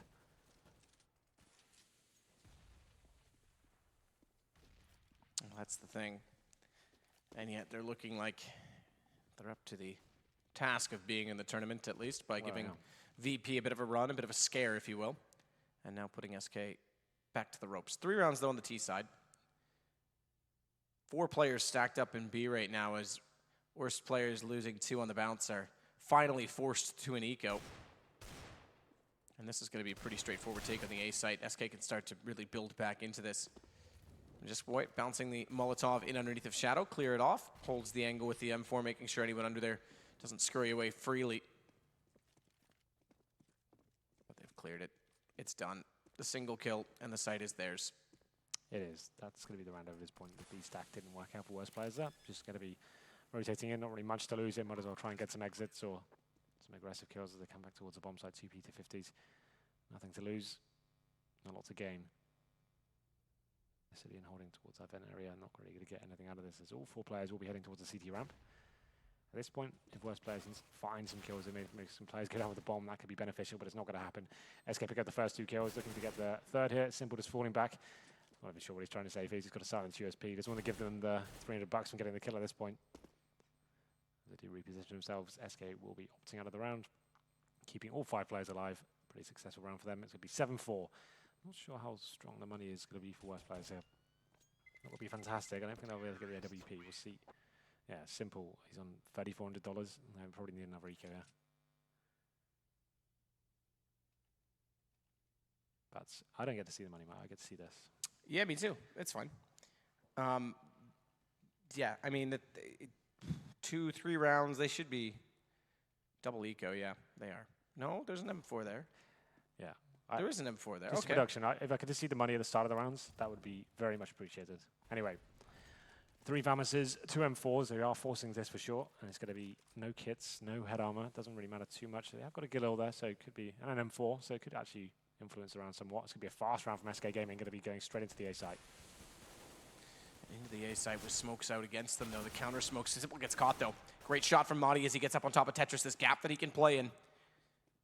He can be Storm in the clouds, but it is going to be a bomb going down. Arch trying to get above on this ticket booth, and as soon as he makes his move to try and catch off the planter, a flash comes through that limits his movement entirely, and Madi is still in the same position. Arch will now fall without even getting back in the site. Crushes on the save. He's out. He's out and greeted by Freeze and back into Connector. Where does he want to hide? There's nowhere to hide. Yeah. Round over, and that's a very simple play from SK Gaming, reading the economy pretty well. They knew the money wasn't going to be fantastic for the CTs there, so just went for a very simple play. 3 players towards the yellow ramp, towards the palace as well, just working the frags and just abusing the low buy of the CTs. Just didn't have the utility to even hold them off there. Bounces and M4s and nothing much else, and they're going to go into round number 13 here with PT50s and USPs once again. So SK Gaming making a convincing case and getting them back into this one. 7-5, almost certainly going to be 7-6, and this time worst players will be stacking towards the A side, looking to actually get the kill towards Palace area. 4 players into that area, pretty unorthodox, but they will have Modi waiting for them as well. He gets the first one. Can he get the second? He can't. Fillin takes him down, but that's enough information for them to go, yep, let's just go towards B. And we'll be rotating right away.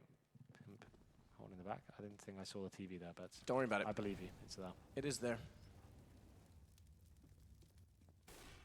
Shot held to the window of Checker, and they're actually going to rotate off of this, having the AWP onto Simple. Bomb is planted, so what a round recovered from SK, just whittling down the economy and then picking up 2 on the bounce breaks the economy of worst players. And when they get guns back up in the last, it's another successful take. And yet the same Magis boy has been the one that stepped up in multiple occasions now. They're going to just look for exits here, grab more guns to complement that, which Simple has, but he has to be so careful now in this underpass. If Pimp even thinks about going that direction, he's only got 12 HP. Wow, they do manage to pick up the AK-47, but that's actually pretty the good nades. news. He gets taken down, that would have been actually pretty beneficial. I don't know why he doesn't just run to A and save it. That's what I was about to say. If you can just save that, the money's in a pretty dire situation, but it looks like SK Gaming will be getting firmly back into this game. It was looking pretty horrible for them. It was like 5-1 at some points, and it's now going to be 7-6. So Simple can buy the AWP. You're almost certain that he will. There it is. So round number 14, and this is where SK Gaming really do have control of the situation. Once again, you can see Simple's on the glass cannon, and there's only 1 kit available as well. So let's see where they decide to go. Looks like another A-sided attack here. 4 players towards the side of the map, 2 in Palace, 2 towards lower ramp, and they're going to have 1 player patrolling towards middle as well. That's going to be a Cillian. And you assume it's going to be another contact player here, something quite simple. Some smoke's coming in. There's the first kill. It's a Cillian towards short. He actually takes down the AWP as well as the glass cannon, makes it a very simple frag. 1 towards Simple, no less. You can't complicate things when you have Simple twice. Can you, Henry? Agreed. Well, now at this point, SK don't really need to do anything. They don't need to make the next move here, but they're going to anyway. Smoddy gets the gun towards Fix. That should be the round secured at this point. Not really much Arch can do there. Goes for the full spray. Committed. Takes Moddy down to 1 HP, but that's all he'll do. And now the last 2 CTs just have to save their M4s. It's going to be Fillin and Crush towards B, and this is SK Gaming tying things up here, 7-7. And this is starting to look like what we expect from SK Gaming. Maybe they're kind of warming up to the tournament now. Shot from Fillin, trying to hold on. I mean, that's just it, warming up. It's double elimination. They're in the lower bracket. They've got to win out the entire way through if they want. It's the funnest, it's the most fun way to do it, Matt. It is the most fun. You get the most games. And well, yes, but you also if get you love the game, you get as many matches as possible. To be fair, anyone who loses 1 game gets the same amount. Yeah, but it means you get more. If you lose the first game, you get the most possible games you can possibly play. Yes. You're right. Not sure it's the most fun way to do it, though. Well, I did see the TV there. Pretty cool stuff. I think that's the last of the Easter eggs on this map. I think you've seen them always. So the flashbang map, the flashbang poster, sorry, the Edward poster, the TV. I think that's it. But we go into the final round of the first half here. It's going to be all back and towards Simple. He's been pretty quiet the last few rounds, but it's these 4 spies that haven't been working out for worst players here. Still can win the half, though. That's the headline here. Double orb set up for SK Gaming. It's going to be Frizz and Magis Boy awarding those. And after his performance in that clutch situation, can't really deny his prowess with the weapon. Not going to be forcing their way into any sort of situation just yet. They are going to have 2 players towards middle, 1 in underpass as well. It's a Cillian once again. Looking for more of a default here, trying to get him in towards that connector area. Seen it time and time again. Sometimes it works, sometimes it goes horribly wrong. This time it looks like he will be pushing the CTs back with that set smoke and boosting up towards window here. And actually, there's no presence from the CTs whatsoever. Yep. That's not where you throw the op to get rid of it. You throw it through the grate behind you, Freeze. You were 6 steps away from putting it in an ungrabbable position. But all right, then. You're right, no one inside the window. They're easily going to be able to put a Cillian up in that position and just cover off any rotations. 2 inside of B, 3 inside of A right now for worst players. They haven't, to be fair, put a lot of pressure on mid in general. on this CT side. The first 3 or 4 rounds, they did go toward a standard window position. They had some catwalk presence, but we haven't seen them get aggressive, and they're often at the 1 minute mark giving it up entirely and playing inside of the site. Fix gets aggressive, meanwhile, though, on Palace to change things up to compensate for that. Gets information, falls back, and they're able to get a second shot onto Pimp. But Asilian has got Arch coming out from jungle. There we go then. It's going to be a 4-on-3 in favor of the CTs here. Simple does manage to find another kill as well, but it's going to be Magisboy answering back. 3 versus 1 up to him with the M4 in hand. He has got the bomb as well, but only 20 seconds to work with. Player of his caliber definitely has the potential to win these rounds, but still, this is a very difficult stretch for him. Does get the first kill towards fill-in, but that's all he'll get. It's going to be worse players winning the first half here, 8-7. Fantastic start for them. Actually had a huge lead going into that one, but it was that amazing clutch from Magisboy who actually got his team back into this game. They managed to get a couple of rounds off of that and bring it back to 8-7. So, you know what? At least it's better than what we saw this morning, I have to say. Much better. I mean, they're obviously up against a different opposition entirely, but you still expect them to win these games pretty comfortably. But obviously, worst players did take VP down to a 3rd map. They're obviously here to play. Yep. And still not on the woods just yet for SK. That's enough, though. 7 rounds on the T side. They win the pistol. That's pretty much it locked down for me, at least. But if they lose a pistol, that makes things pretty problematic. We'll see what they can do. Well, it's a different atmosphere, different look on SK, considering how they looked when the half started, especially after the performance against Hellraisers. Still not clean cut. Asilian sits in the middle. He seems the most quiet and contemplative right now. In fact, he looks the most stressed when you look down the line. Why is Cadian not there anymore? Does that really bother you? Yeah. Why? He's supposed to be the mascot. You don't have your mascot there. What are you? He is funny looking, I'll give you that. Well, there we go then. It was Mirage that was SK's pick, and so far they are trailing after the first half. I'll be swapping over to the CT now, but this is when Frisk can really come to life. This is where he is. This is his bread and butter. Defensive AWPing on a map like Mirage. He can choose his position every single round. He should be coming to life here dramatically, but the problem is Simple's going to be on the T side as well, and we saw it at the major what kind of stuff he can do on the aggressive side of the AWP, so it's going to be very interesting to see who comes out on top in that battle. Regard.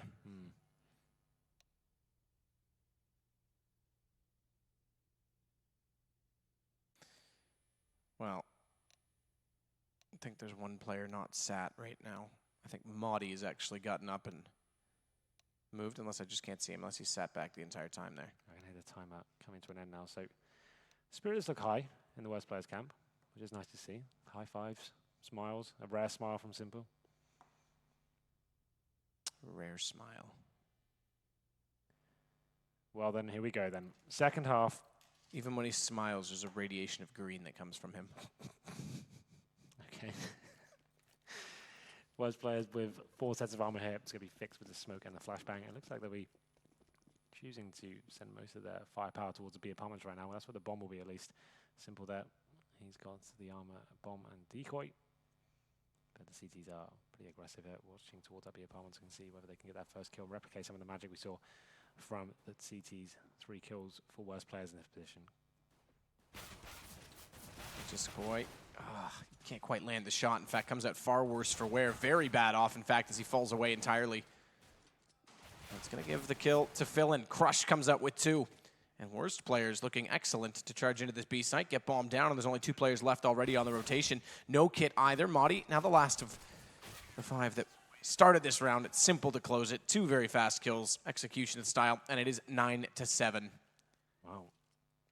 Very basic round there from worst players. Just contact play towards the B site. And Magisboy, like I said, he needed to step up there. He needed to find at least 1 kill before he went down. He does a little bit of damage, but ultimately Simple took him down and they swarmed the B bomb site and just didn't actually drop a single frag there. So very convincing stuff. I said to SK, if they won this pistol, I was very certain they were actually going to win this map, but now I guess it's very problematic for them. They're going to be forcing into the second, of course. It's going to be 5-7s across the board, apart from Frizz. He'll just be the AWPer, so he doesn't invest a single dollar into this round. Just USP, nothing else. And now we have worst player sitting up into a default. They haven't got any presence towards the A side of the map there. That's an interesting idea, considering that they don't really have control over what may be coming around the back. But I guess you have got Fix on the T steps, looking for any pushes. Really going on right now. It's going to be a 4-man stack from the CT towards the A site. And at this point, it's just up to West players to establish where that stack may lie.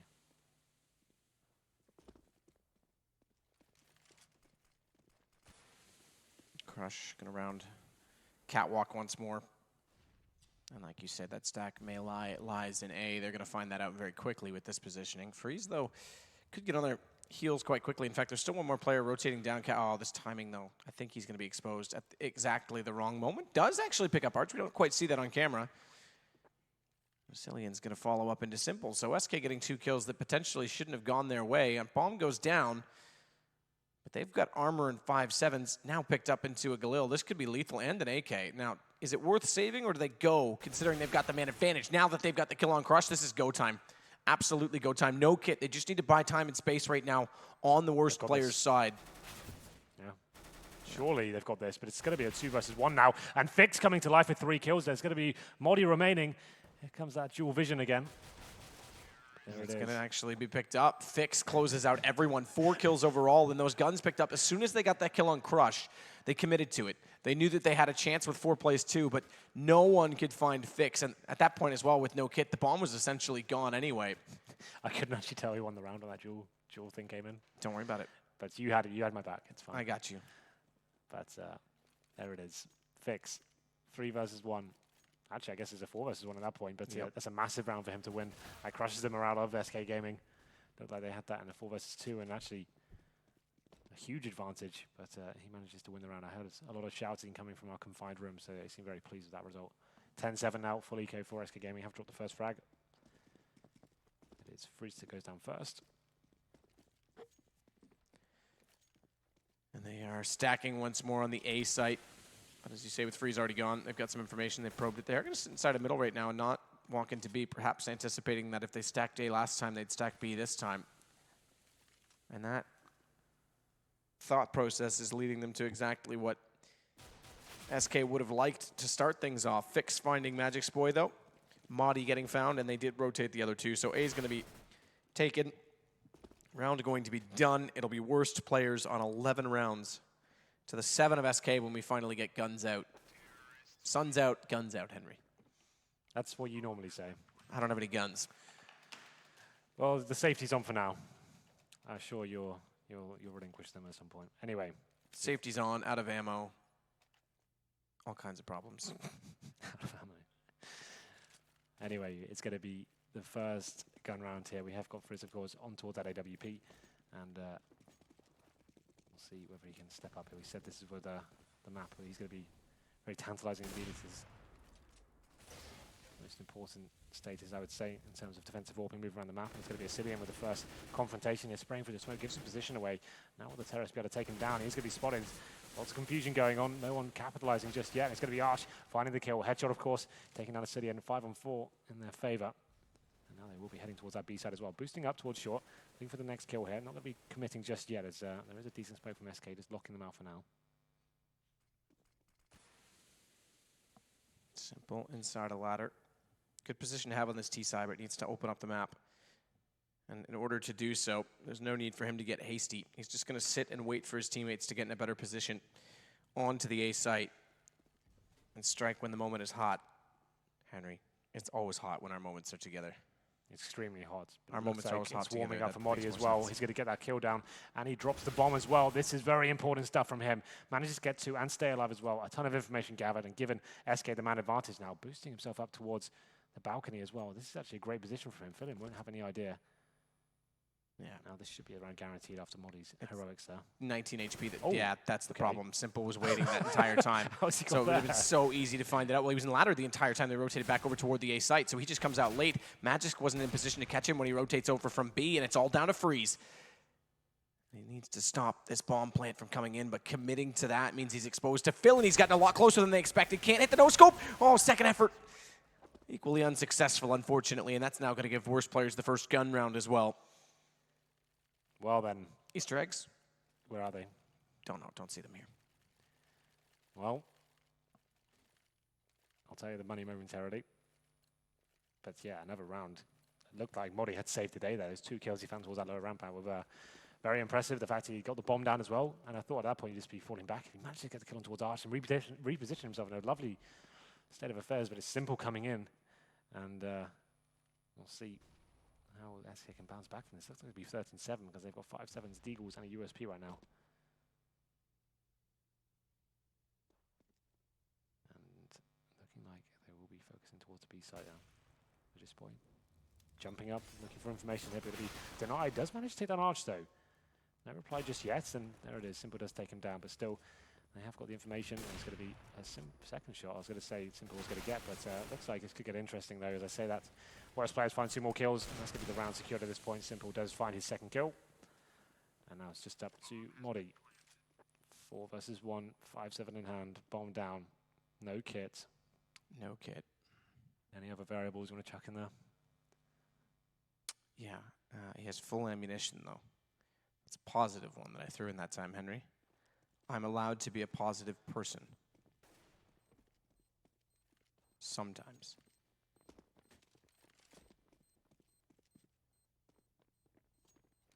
They're hunting for him, Henry. But they're not going to find him because they're going out through CT. Simple needs to leave. And not lose AWP. So Madi will survive and save the 5-7, Henry. He will. It's a valuable weapon to save, of course. 13-7. This is getting very scary for SK Gaming, I have to say. They go back in with AWP, and they'll have a look at the scoreboard quickly. It looks like Pimp's having an okay game. Asilian on 7 for 16. It's not like the fragging's not there for them. It's just these very big rounds are not going in their favor. They're going to be going aggressive this time. 2 players up towards middle. This can be the get out of jail card for a lot of teams, but it's going to be 4 for worst players actually committing towards the A side here. So we have got Crush flashing up. It's perfect as well. Could he find a kill out of this? We're not going to find out, but we're going to see what happens on the A side of the map.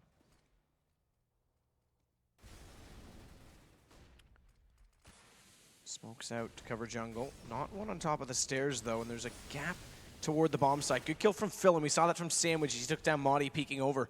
But Pimp, now there's a cluster of smokes, to be honest. They're disorganized as ever, but they, I guess, support some sort of cause to get toward the bomb site because Pimp doesn't have the gap that existed. And Simple hits 2 up close, make it a 3rd. Bye-bye, Magis Boy, and Simple is doing simple things. Yeah, this is just textbook. He's on 26 kills, 11 deaths, Matt. He really is carrying these guys through these very tense situations. Stellar performance from on towards that A site. Very close range, very exciting stuff. And just hitting absolutely everyone with the AWP. It's what we saw at the Major, and he's continuing that form here for sure. Star ladder, 14-7, and it's going to be another 4 spy from the SK, of course. Can't really afford to lose any more rounds. 1 away from map point. It's going to be Frisk towards the connector now. Looking for that first kill. Has got some grounds to move in as well. Molotov didn't heavily affect him. He should be able to find Crush here, surely. There it is. Gets the first kill, and now they've got something to work with. Now Arch is going to walk up from the underpass. Fix on the opposing side of the A site will come in through Palace, but bomb still out toward Horseshoe.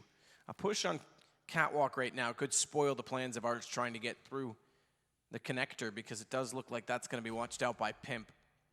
So they really desperately do need to find a pick to even this up right now because SK has decent positions to play off of, and Madi's just going to play swing inside of this A site. He'll call for Asilian, fall away as he runs back to the site. Should easily be able to pick up the kill up close Asilian, and then he'll be able to support back toward jungle or cover off Palace, which is now looking like Fix wants to get aggressive and try and peek out of. Freeze, good angle. Oh, that's the shots he normally hits all day. That spoils the plans because now Madi has to be aware of their backside. And if he does that, he leaves Asilian for dead. Thankfully, no one coming in from A main. That gives him the opportunity to do so, but instead they're going to buddy up and hold down. But look how much ground that gives them. Look at the map, how much it changes. Even just the mini-map paints the better picture because they can pinch onto this B site with a rotation through the checker room. What's this going to be? Magis Boy here, stuck, isolated on the B side. Can he do anything with this? Manages to get the first kill here, but I think that's all he's going to get. Arch takes him down, and now the B side is for sale. With Fix coming in for the rotation, he actually gets dropped by Asilian there, so still a huge opportunity for SK to get back into this. The problem is, though, look who's alive. It's going to be Simple, gets the first shot, but surely he's going to be dead here. Oh my God! Simple finds the second shot, and now it's just up to Pimp. Oh, what can he say about that one? That's insane that he managed to get that second kill. What a play. Still, 1 more kill to find. Just 1 more kill to find, though. And bomb ticking for such a long duration. It's such low HP on the Pimp. but it's going to be map point for worst players. There's nothing he can do. There's no way. Time getting ever closer. Still, and he hits the shot up close. What is this? Look at him. He just smiles. That smirk of like, yeah, whatever. It's no big deal. That was ridiculous inside checker room. This first one, movement mechanics. He should be dead off that. Why is he not dead? Where's the reface? Yeah, wait. I think he's... So he clipped. Muddy clipped the edge of the cash register. Get right. He would have peeked it, but he didn't get around the corner. And that, when he fell back down, just threw him off enough that Simple was able to turn back and find him. I mean, that's just ridiculous. Oh, I'm so done. Well, they're going to force buy into it for obvious reasons. No kits, though, but it is 5 FAMASes to try and slow this down. And, of course, Simple left on the AWP. Yeah, I think that's pretty much GG at this point. We can see Fix has got the first pick there, takes down Ascidian, and now it's up to the CT to react and see if they can get anything back out of this one. It was a 3 versus 1 they just threw against Simple, but it's going to be Molly now pushing aggressive towards Palace area. Actually gets in a tight corner here. Should almost be guaranteed this kill on towards Fix. I don't think he'll be checking this for sure. He may have heard him jump up. Well, no, he should get the kill still. Yeah, easily done. Why is he not falling back? Oh, God, there it is. He's going to be taken down here shortly. Actually gets the double, so very nice work there from Modi. Wants to get openings up with a double kill, but they have lost these rounds before. Simple, very scary man, of course. He does get the shot. On the other side of the map, that's going to be Pimp, getting a double kill, of course, and now it's going to be a 3 versus 1. But same man alive. Same man indeed. First shot, easily done. Pimp, no idea why he's running into the open when he knows he's gone back away from the Palace position. There's only one way to go to get that bomb. They're trying to lock in the flank right now. They're trying to bring Magisk Boy into a better position, so there shouldn't be a peek, but oh, there is. No shot, though. Good trigger discipline. That's actually, well, that's actually smart, because if he does react the way Simple has been in this game, he knows his position. He easily gets the shot. Now he doesn't have a clue, and they know exactly where he is. So Simple's going to try and bait this out with the bomb, stick the plant this time. They'll start to advance on his position, both facing. Spots freeze, top stairs. Surely. But this is Magic's just going to walk in. Yeah, he's dead now. There it is. Well, finally, it was scary. You have to say Pimp made it very interesting indeed by just running out in the open. Didn't really have a reason to. Just gave him an opportunity, and he took it, of course. Gets the bomb down as well, so even though he only found 1 kill in that 3 versus 1, it still just affects the money of SK Gaming going forward. They do win the round, but this is Modi once again stepping up. He found the first 2 kills. Spots the gun barrel there. Fix takes him down, and actually this is the kill that impressed me. I'm surprised he even got this. I don't think Arch expected him to turn back around after tagging him and grabbing the AK. He expected him to just run. Invitational, starladder.com. That's what it says on the sign, Henry. I like the signs. Starladder.com here, Edward there. Now, I wonder if it's only spectator side or if it's actually in the client. Nice shot. Freeze to take down Arch, because if it's in the client, Edward's going to be offended. He's going to go around ripping down all those posters. It's true, I didn't think about that. Crush in the window. Freeze not able to hit the shot. Flashed off. Has to give up the position at Vents. Now they can sit on this. Just having that. Okay, I'm surprised they jumped out of that worst players, because they could just sit there and hold off the rotations. It just gives them the map control. It's an anchor position at that point in time. But obviously they want to put more attention inside of the A side itself to try and close this game. And Crush, well, speaking of the man, has put himself in a better position because he finds Modi and Shadow. It's Fixed to follow up with 2. And Crush gets tagged, but it's Simple answering back. It's all down to Pimp. Now, Bomb's interestingly thrown forward, though. He's got a chance here, Pimp, because of that. Flash around, that's going to end it. Fillin walks in, easy shot, and worst players take map 1. That's Jonta, by the way. He used to be the coach with Flipside. That's right. And he's looking very happy with himself and for the team as well. Simple, just stellar performance from him back. That's like just what we come to expect from him now. Time and time again, whatever team he's in, he seems to be carrying like that. And it's obviously the guy. Stunned. It's obviously the guy we talk about the most in that team, and for good reason, I think. That 3 versus 1, he got them to. I mean, they pulled that. I'm just looking. This is our monitors. Yeah. So this is why we look depressed, just like Freeze did. I mean, they brought that first half back to go 8-7 after being 7-1 down. Mm-hmm. And then that happens. They get absolutely demolished on that half. In fact, only picking up 1 single kill. Or 1 single round. 1 single kill would be something remarkable, wouldn't it? Both pistols as well going in their favor. So good point.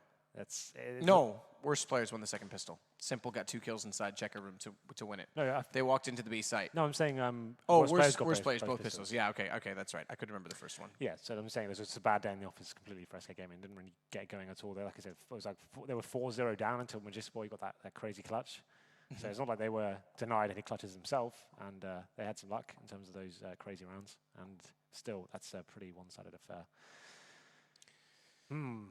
Well, it's impressive that worst players have come in and put up numbers like this, obviously putting a series together against Virtus Pro. And SK are 0-3 on the day in terms of maps. This time, They get to 8 rounds, but they're still in the single digits on all of them. They're going to have to dig deep in map number 2. We're going to take a break, join the desk of 4 lovely gentlemen, and then come back and see if they can pull that together.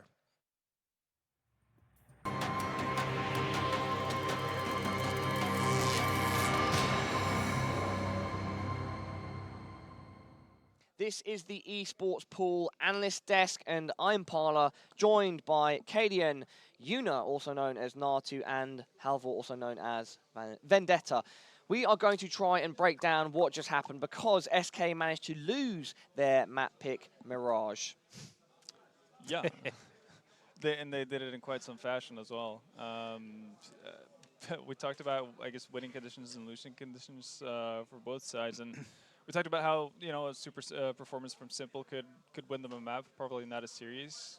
We had an extremely good performance from him now that won them the first map, and that was SK's pick. So, bit of a dire situation for SK going into the next map, and they definitely have a lot of things to tighten up on. I think the score is a bit inflated compared to what it could have been. They got pistol rounds, which means they did technically even worse than the score would suggest, no? Well, it was worst players to pick up both pistol rounds. Oh, okay. So obviously that helps them quite a bit of ways as to just building a lead and getting an economy going, and that's something that was a big problem for SK on their CT side. The fact that they lose pistol, they lose the first fire round already there. You've got fire rounds pretty much lost from the get-go, and that's really not a situation you can put yourself in. At that point, and I think one thing you were really missing out there too is that when you're playing this kind of a new team with young players, like where were the fakes? Where were the situations where you're trying to cause a rotation?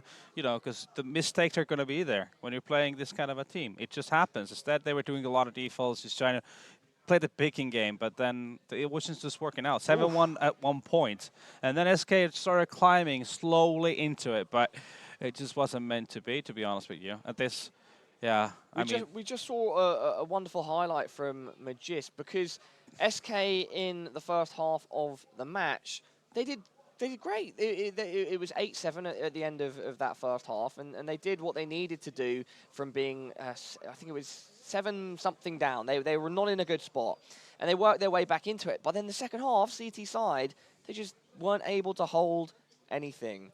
Maybe you can hold a discussion, Casper, on why that happened.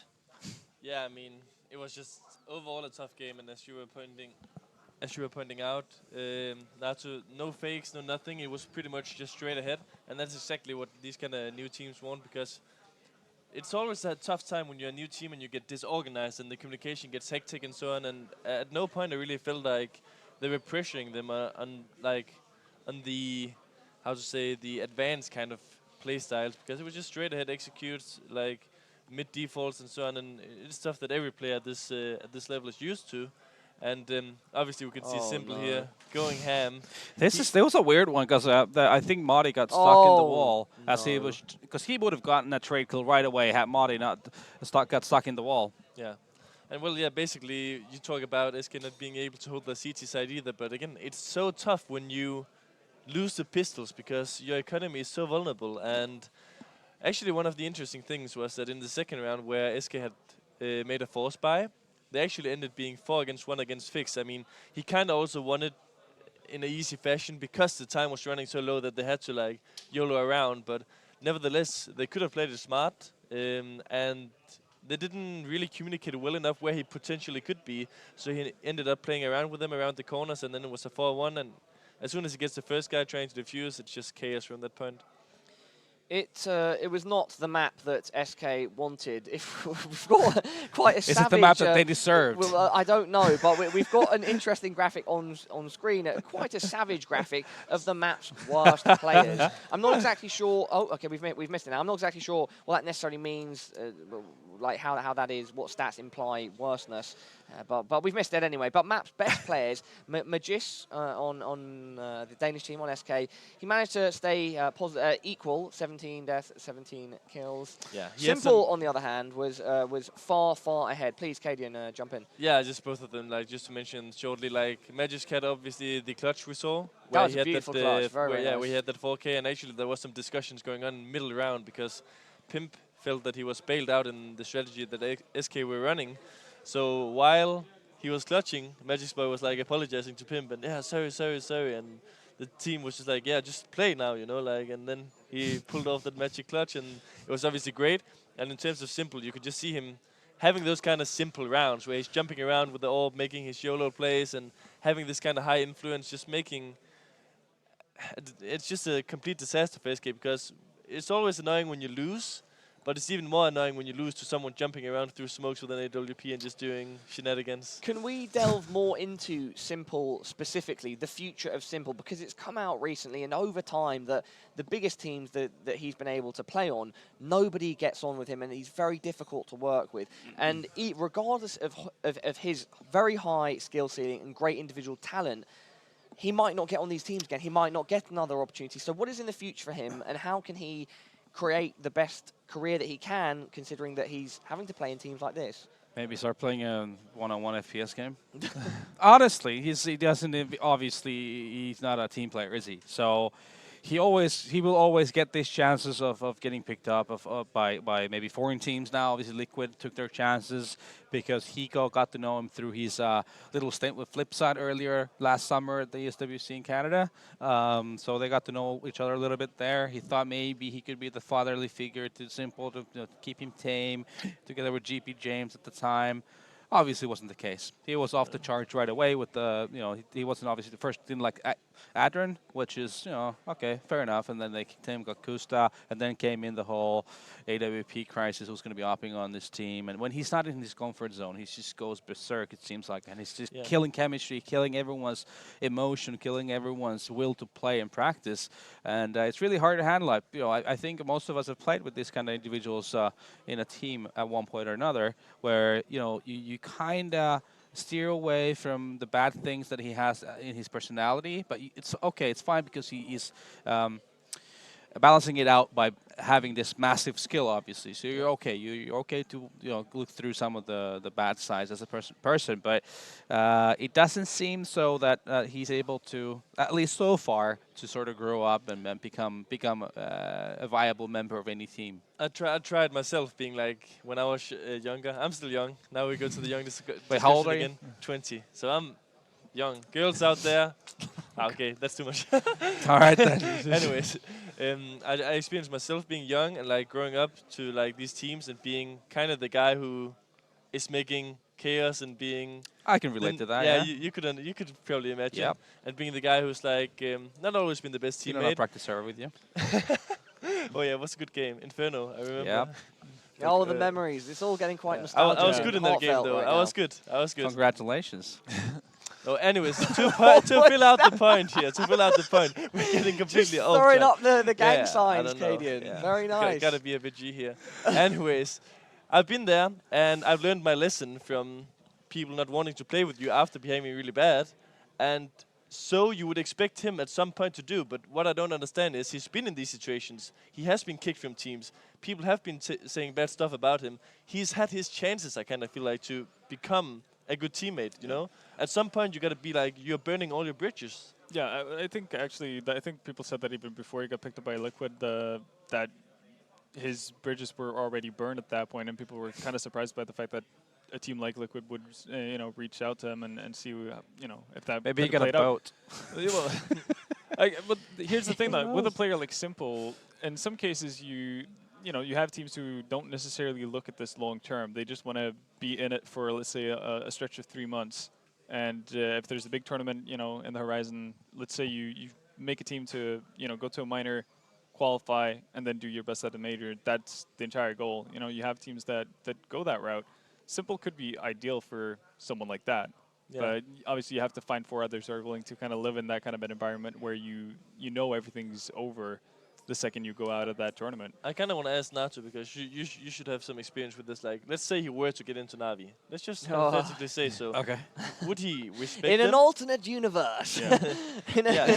Do you think he would like respect them? Would it be different? For a while. I think it's one of those things where when you're the new kid in the block, you have a lot of experienced players around you. At first, you're going to have a lot of respect, and you kind of maybe tone it down a little bit. But once you start getting comfortable, once you think you're the boss of the whole operation, it's just all going to coming burning down once again. So I don't think that would make a massive difference. It has to come from himself first of all. He has to understand what he's doing wrong before he can better himself. Doesn't matter what the environment is. That's the thing. We've seen him play in teams with great leaderships and highly respected leadership, such as Hellraisers, and it just crumbles. The respect is initially there, but then over time, the people just realise we can't deal with him, and then he's out the door. Do you want to interject quickly? Before Yeah, I mean, I was always been so kind of surprised how it even worked in a team like Flipside, where where you have like a really strict system under Blade.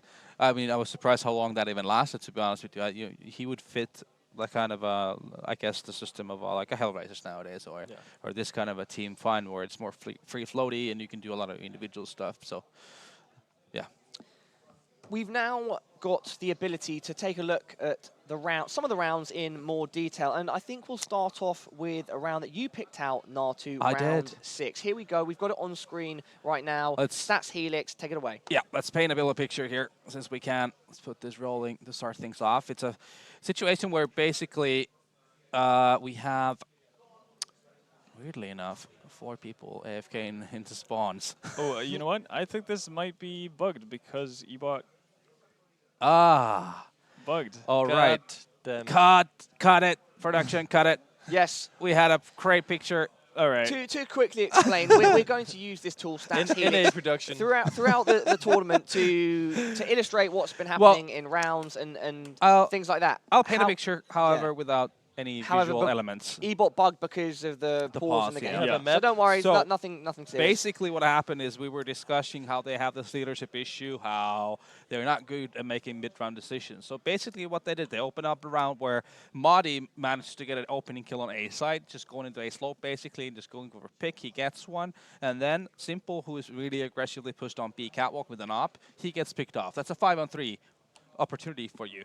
And it seemed like they were just going to be going on B short, going into B bomb site, but instead they had 2 go all the way back into B apartments, and they had 3 go towards B bomb site. No, actually 1 underground to B. So they have 3 in B apps, and they have 2 B short, and all slowed down. They have 1 very close up in B apps, while the CTs had now 2 on that B bomb side. What you need to do in that situation is just plow through into that bomb side. You already had the opening kills, or you just all fall back and you gather up for a bomb side attack together. Since they still had all the utilities, they had smoke, Molotovs, whatnot. They could have done everything, but instead they do like a middle ground kind of a thing where they just walk into the bomb side and start losing members left and right, and with no opportunity to trade any kills, because the guy in B apartments, even though he's close to a window, he could have just peeked and gotten the kill right away. When one of his teammates died, decides to do nothing, and so it becomes a 3-on-3, and the last 3 terrorists are just waiting, for the CTs to start rotating back. Instead, they don't, and they just get picked apart one by one. It's exactly similar to what you mentioned when we saw the SKHR match on Overpass, where they lacked that conviction going on to the A site, and they just ended up losing it. I think it was again a 5v3, no? Yeah, I think exactly. That was the same thing. They had an opportunity they had created themselves instead of in that first of all, in that situation, if you have an execute plan out from a bomb side, it should never be with 5 people. Never ever. You should never even plan one, because it's very rare you'll get into a situation where you have 5 people throwing grenades, right? Because a lot of variables can happen. Although if you do that, then that's just bad planning, right? Well, when you have that, you have that 5th guy, someone who's causing a distraction on another part of the map to make sure that this kind of a stack is not even possible. Well, however, if you don't do that, if you're attacking a bomb site, make sure you're actually throwing smoke grenades that make sense. Make sure you are in very short distance from one another when you're pushing the bomb site, so you make sure you're trading kills. Instead, they just go one by one. It seems like there was like no coordination, whatever. Just go. I can imagine how one of maybe a Cillian just says, go A, and then nothing happens. Everyone's just running, and there's no synergy or anything going on there. If you make it a quick listen for dummies, like you say the first pick is on A, the second pick is on short. That means we have 1 CT on A, 1 CT around the middle area, and 1 on B. Okay, so fine. First of all, you should probably just do the fast B split, because why not? Okay, you end up doing some kind of mixed, where you don't really wait for all your teammates. You kind of push 2 guys on B and 1 guy on short, and something crazy happens. It'll work still. In case you still were to just like do it slowly, group up and make the timing work, Also, they did the smoke in between the window area of the left side. Yeah. And that kind of allows the CT to play around this Yeah, smoke and lurk get around some it, yeah. opening kills. Instead of, if you get out and you exploit all the explode out on the bump side, you'll normally be able to trade them because the bump side is only like so open. You know, you'll wrap around them, you'll get them in the backs and then the sides. But in this scenario, they were able to play around the smoke and just like slowly take down SK before they then wanted to react and I think ended going back to A or something. Yeah, and I think like one of the later on when SK actually got their group back pretty much on their T side, you could see what happens when they actually do execute stuff properly, and I think that was round 10 where we saw just your cookie cutter A take with smokes. Yeah. The fact that they just commit fully and you have Freeze making his way all the way down through to jungle, and doesn't really make too much of a deal out of himself until the after plan is out, because they do get a bomb plant, an open bomb plant in, and the guy who ends up planning goes down to simple eventually because he doesn't really have any places to back off. But that doesn't really matter in the grand scheme of things. But you need someone to actually commit to get that bomb plant down. It doesn't really matter if he dies or not, because at that point they had Freeze over in jungle and they had Pimp down in towards T-Pit, and at that point you have probably like the best possible crossfire scenario you can have on Mirage A site. So even though they're down one man, they're in a 2v3 situation, you're still at a really big advantage if you're the T side in that situation. So that that comes off the fact that they actually execute properly instead of just casually tumbling in towards the site and actually losing people, unnecessarily. Yeah. So you saw two very big, or I guess the Jekyll and Hyde of SK Gaming in that match. Awesome. We need to go to the casters now, but just quickly, how much harder is Cash going to be, if at all? I don't think the map Quick matters. prediction, essentially. I don't think the map matters this much, to be honest. Could be the friggin' Aztec, and I feel like SK is just going to get pounded because nothing's going their way right now. I don't know. Yeah, no, I'm not going to give a prediction. Vendetta? No, that definitely feels like worst players are the better team on the server right now. Well, Hellraisers did beat SK on it 16-5, so maybe worse players can fulfill something similar. We will see. We are going to head into that match and head over to Henry G and Sadakist.